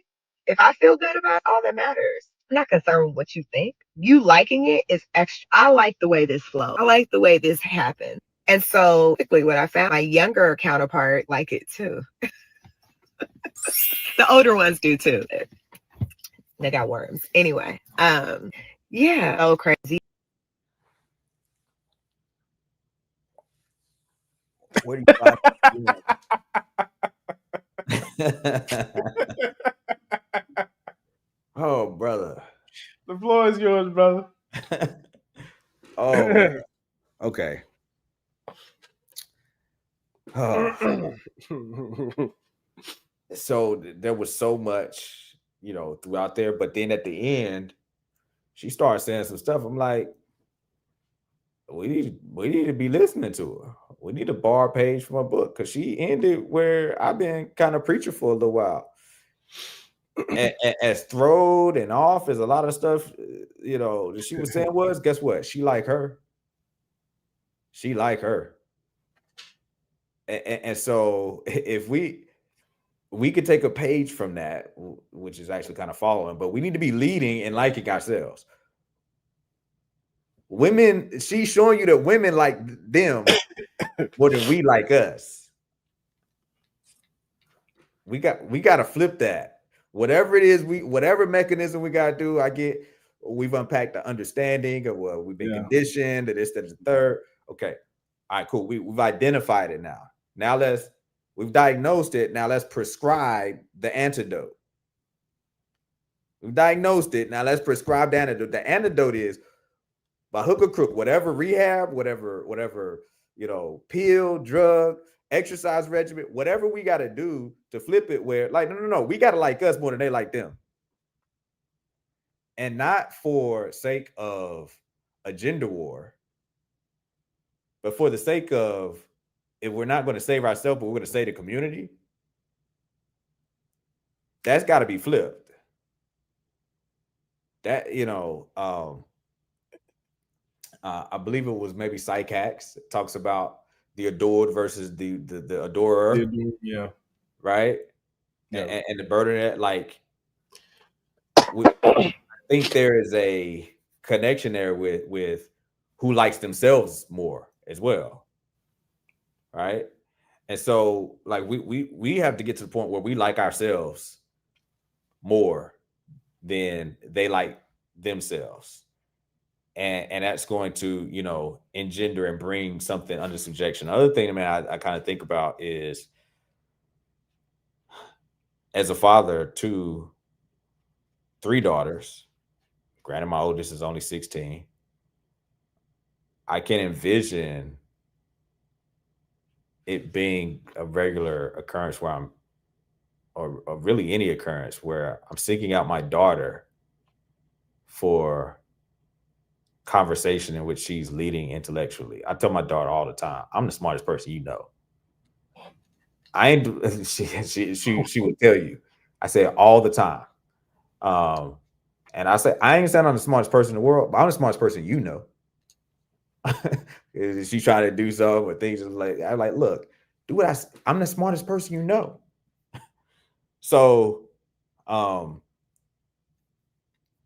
idea of all the men in her life coming to her as my thing was like, I was just so smart that even your father,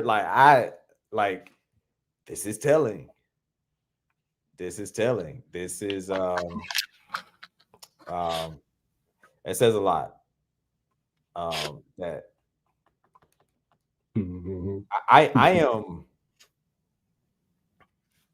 am burdened with the weight of outstriding my family, my wife and my children and everything. How do I leave you? How do I lead you, rather? How do I lead you? And you smarter than me. Right?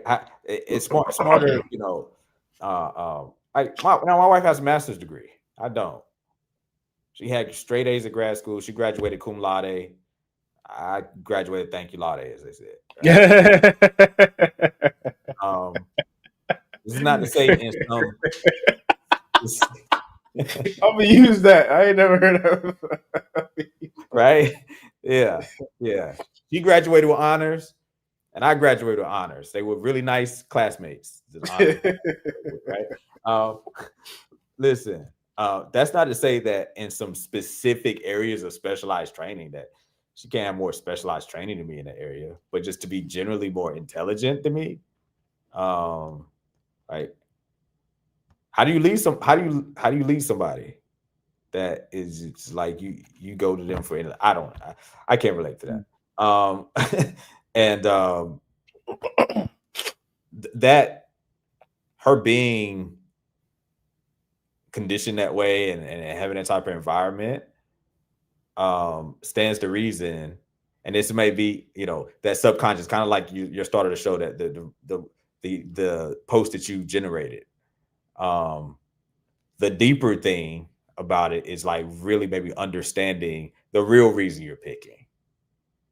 Is it because you have conditioned yourselves to have somebody that is your inferior?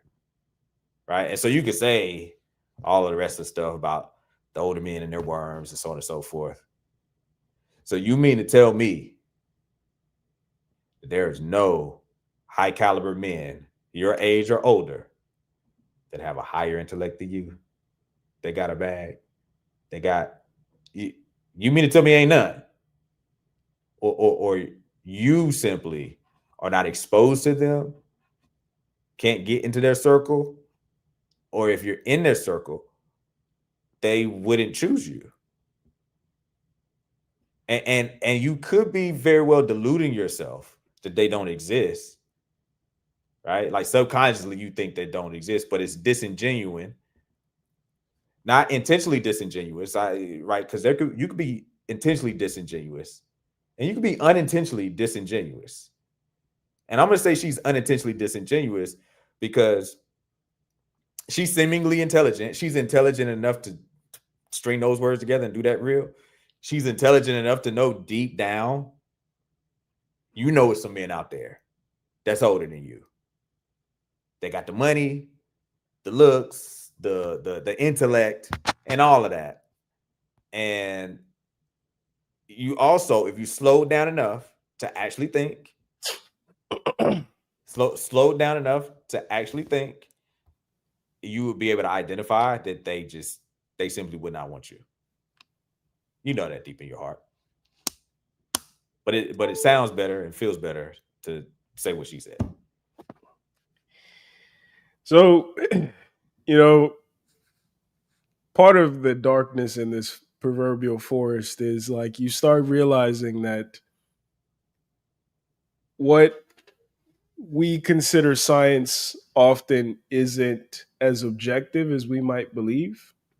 Because from an objective perspective, the DSM believes that men are the bulk of people who suffer from antisocial personality disorder, psychopathy, sociopathy, chronic narcissism, etc. I have a sneaky suspicion that part of the reason that men are diagnosed more is because women's entire kind of socialization structure since time immemorial has been intrinsically linked to attaching themselves to the community. Because unlike men, women require numbers, the community, for survival. A woman can't just be thrown out in the forest and be all right. A man has a higher likelihood too. So that's why I think you see, even in the modern day, men kind of seclude themselves to the basement, whereas women seclude themselves to a life of hoeing, which is like faux socialization. I say all that to say, if she was a he and said exactly what she said, but flipped the genders of everybody included, I think that would be probably enough evidence to say that nigga might be a sociopath. That nigga is definitely a narcissist for sure. Definitely a narcissist for sure, and a predator. Taking advantage of these young girls who need him for his money. But it's an older woman. So we don't have those assumptions. But, you know, I think what is in abundance. He's so smart. He think he's so smart and intelligent. It was his black mama that raised him. What I don't know, my camera just cut off. Can you still hear me? Yeah, I can hear you. Let me do this. What is in abundance, in my opinion, amongst our women, unfortunately, is cognitive dissonance. Hold on, let me fix this camera real quick. Give me 1 second. I'm gonna play another video real quick and then I'll come back to it. Okay.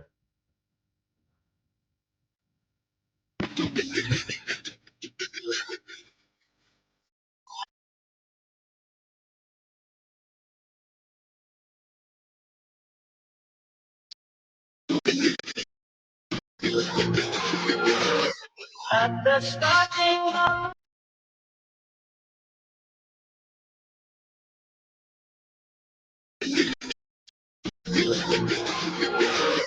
at the starting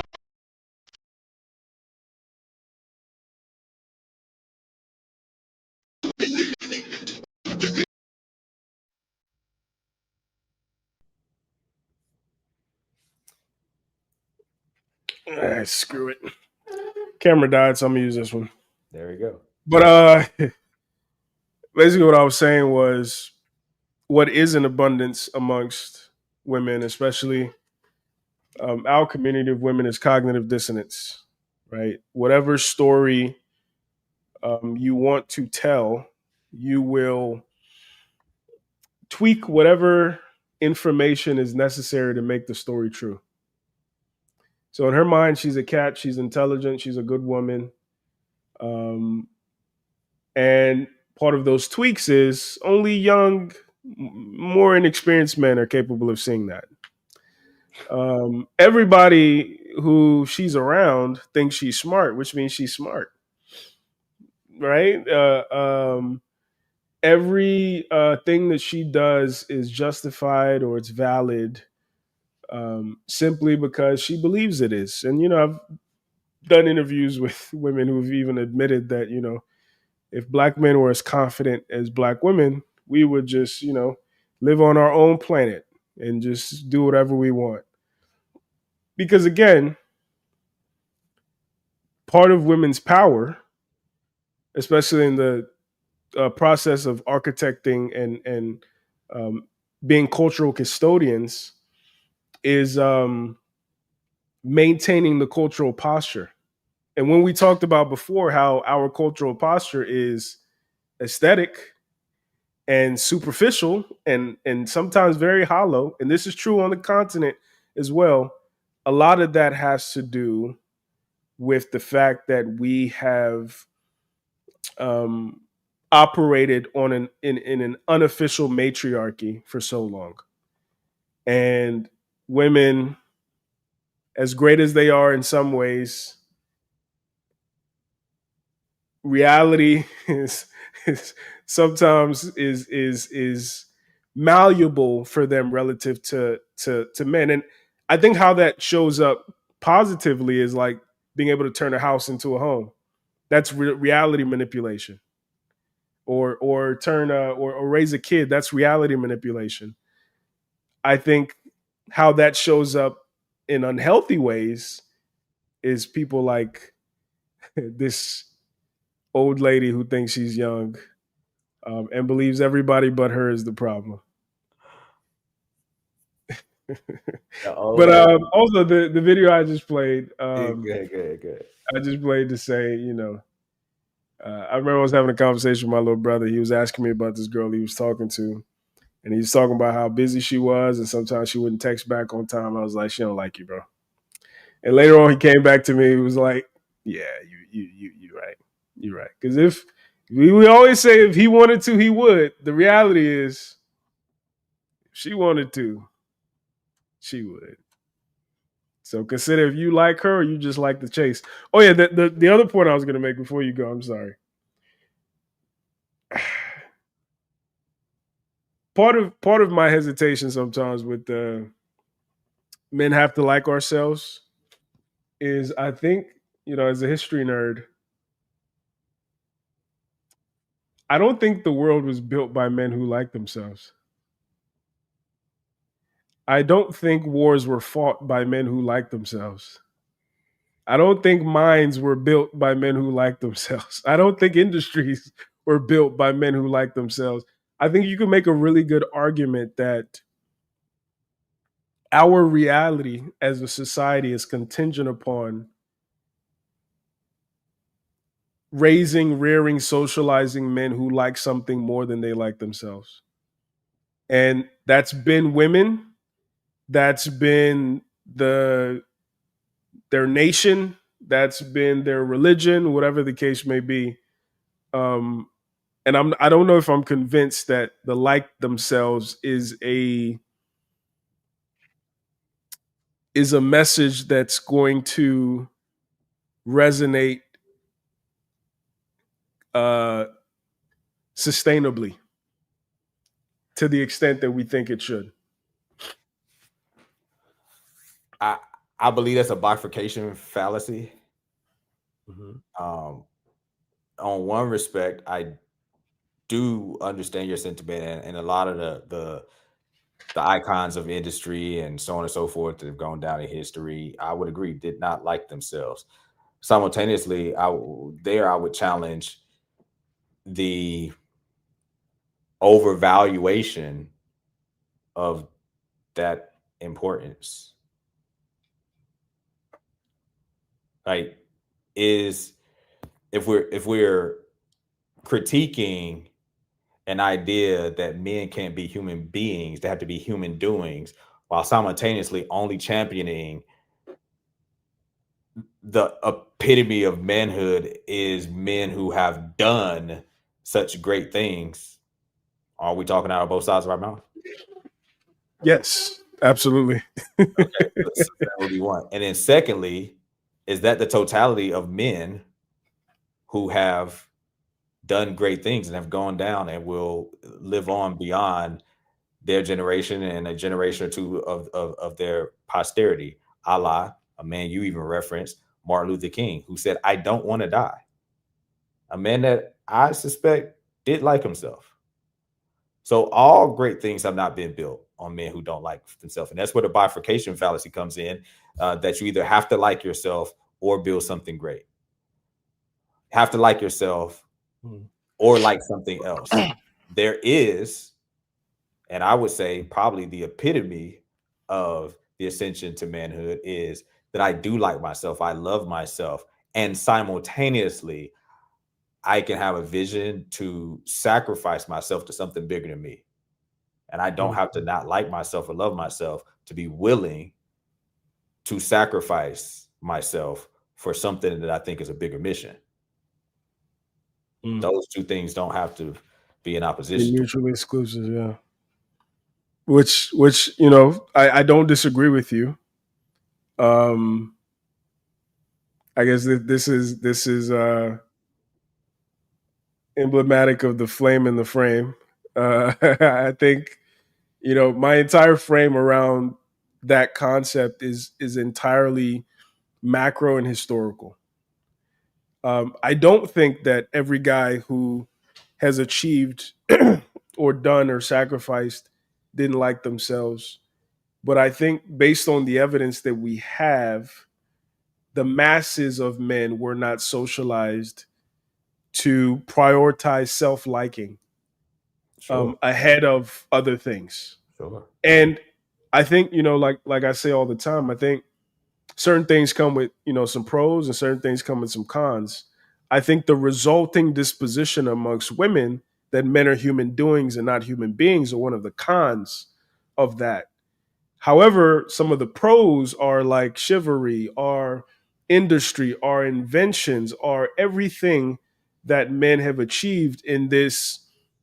I believe this psychologist said that, some people or high achievers feel a need to justify their existence. And I think relative to womanhood or femininity, and this is across all cultures, literally the rites of passage for masculinity was a literal or figurative process of justifying your existence. For the Spartans, it was justifying it through battle. For the Japanese, it was similarly justifying it through like military might and things like that. For some African tribes, it was like you had to do this, you had to do that. So I think part of coming out of this water slowly and depressurizing is realizing that there is utility to this disposition that has caused this problem. And the process of detangling or undoing it shouldn't be too hasty and should also similarly be sophisticated. Yeah, I actually don't think it has to necessarily look that different. It's I think a lot of it is the internal work of the motive behind it. I think a lot of the mechanisms can remain the same of the rites of passage. But it's, why am I becoming capable? It's one thing to be going through a rites of passage, a training, a rearing to become capable because you feel that you need to become capable to validate your existence. And something else to be going through that same process of rites of passage to become capable because you were validated in existence and created to make an impact. And now I have to walk into fulfilling something. This moment on the map was made for me. This moment in time for this live stream right now was made for me and you. Yeah. I have to be prepared for the moment because of a sense of duty and honor of contribution. And I'm humbled and honored to be able to do my part because nobody else can do my part the way I can do my part. And so a lot of the mechanisms can still look the same. I had to be ready. I had to be prepared. But I'm not doing that to gain value. I'm doing that because I am valuable. But I mean, can you also like admit that paradigm is relatively contemporary? It's relatively new. Or do you think there's historical evidence to support that that's been a paradigm? I do think there is some historical evidence that is a paradigm for thousands of years, and simultaneously think it could be one that is kind of hidden in plain sight. That just because it's been around doesn't mean it's been around, right? Like it's been there, but it still hasn't been the dominant focal point. It's been the dominant force of, most of human existence, right? It's been like a whisper that's been there the whole time.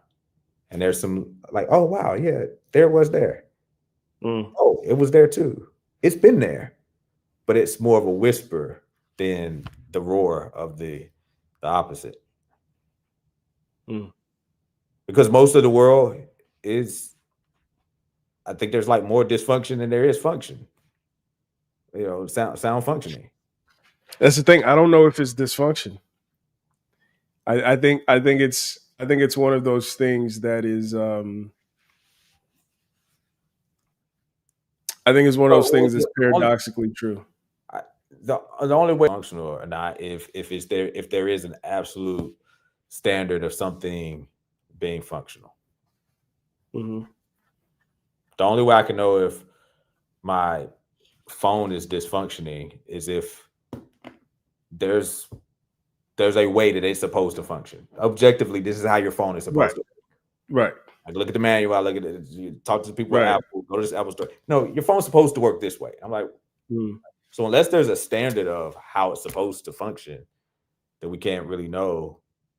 I mean, my lens would be primarily, and this is why, like, even though I'm pro-black and I'm critical of white people and whiteness as a whole, a part of me also understands it because, and I can't remember if you're the one who said this or somebody else, but the reason it's called race is because it is one. It's a race, right? So from the perspective of the first mandate of the human species, which is survival and self-preservation, if we agree that that's the curriculum,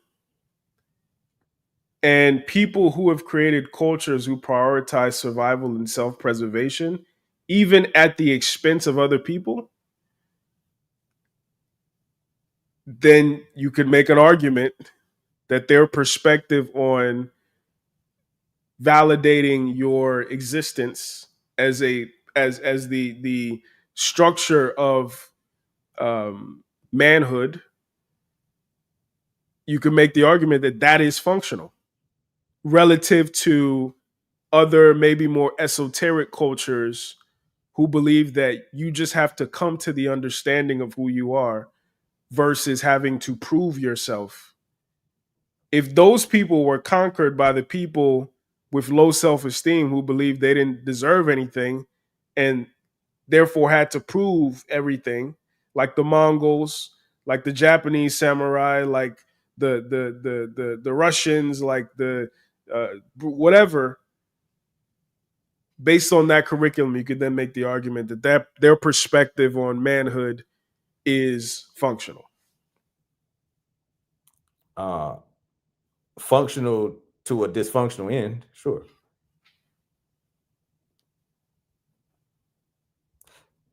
like if the objective is to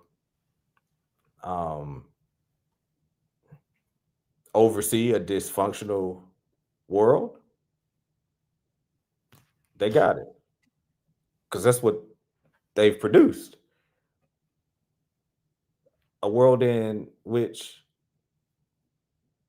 we are literally arguing about what a woman is.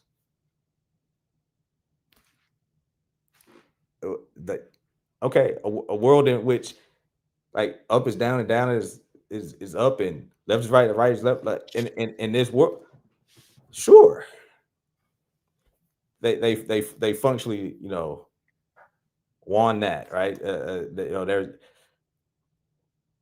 a video that I peeped from you about the historical arc of African, you know, men over time, and this period that we're in, and finding our place in the world, and having this understanding that no, it's a duty and obligation for us to get back in right standing and in our right position, because the world is depending on it. Again, we got to step back and look at bigger time frames than just a couple decades that we're going to be here. I think that shifts how we view some of these things. No, I think that's a good point. Any final words, brother, before we wrap up for the evening? I know we could keep going forever, but we've already hit 2 hours. Yeah. Love yourself. Love yourself. Love yourself enough to be with your thoughts. Because the more inner work you do, the better your outer world will be. And if you want to get better at thinking, devote more time to thinking. And if you think more, and you love yourself more, you'll become more. You will be capable of more. And then ultimately, when you go in even deeper, I think you will find out that there's something even greater than self that's worth sacrificing self for. And it doesn't have to be in a nihilistic manner. So a lot of the mechanisms end up looking the same, but it's to a different end means.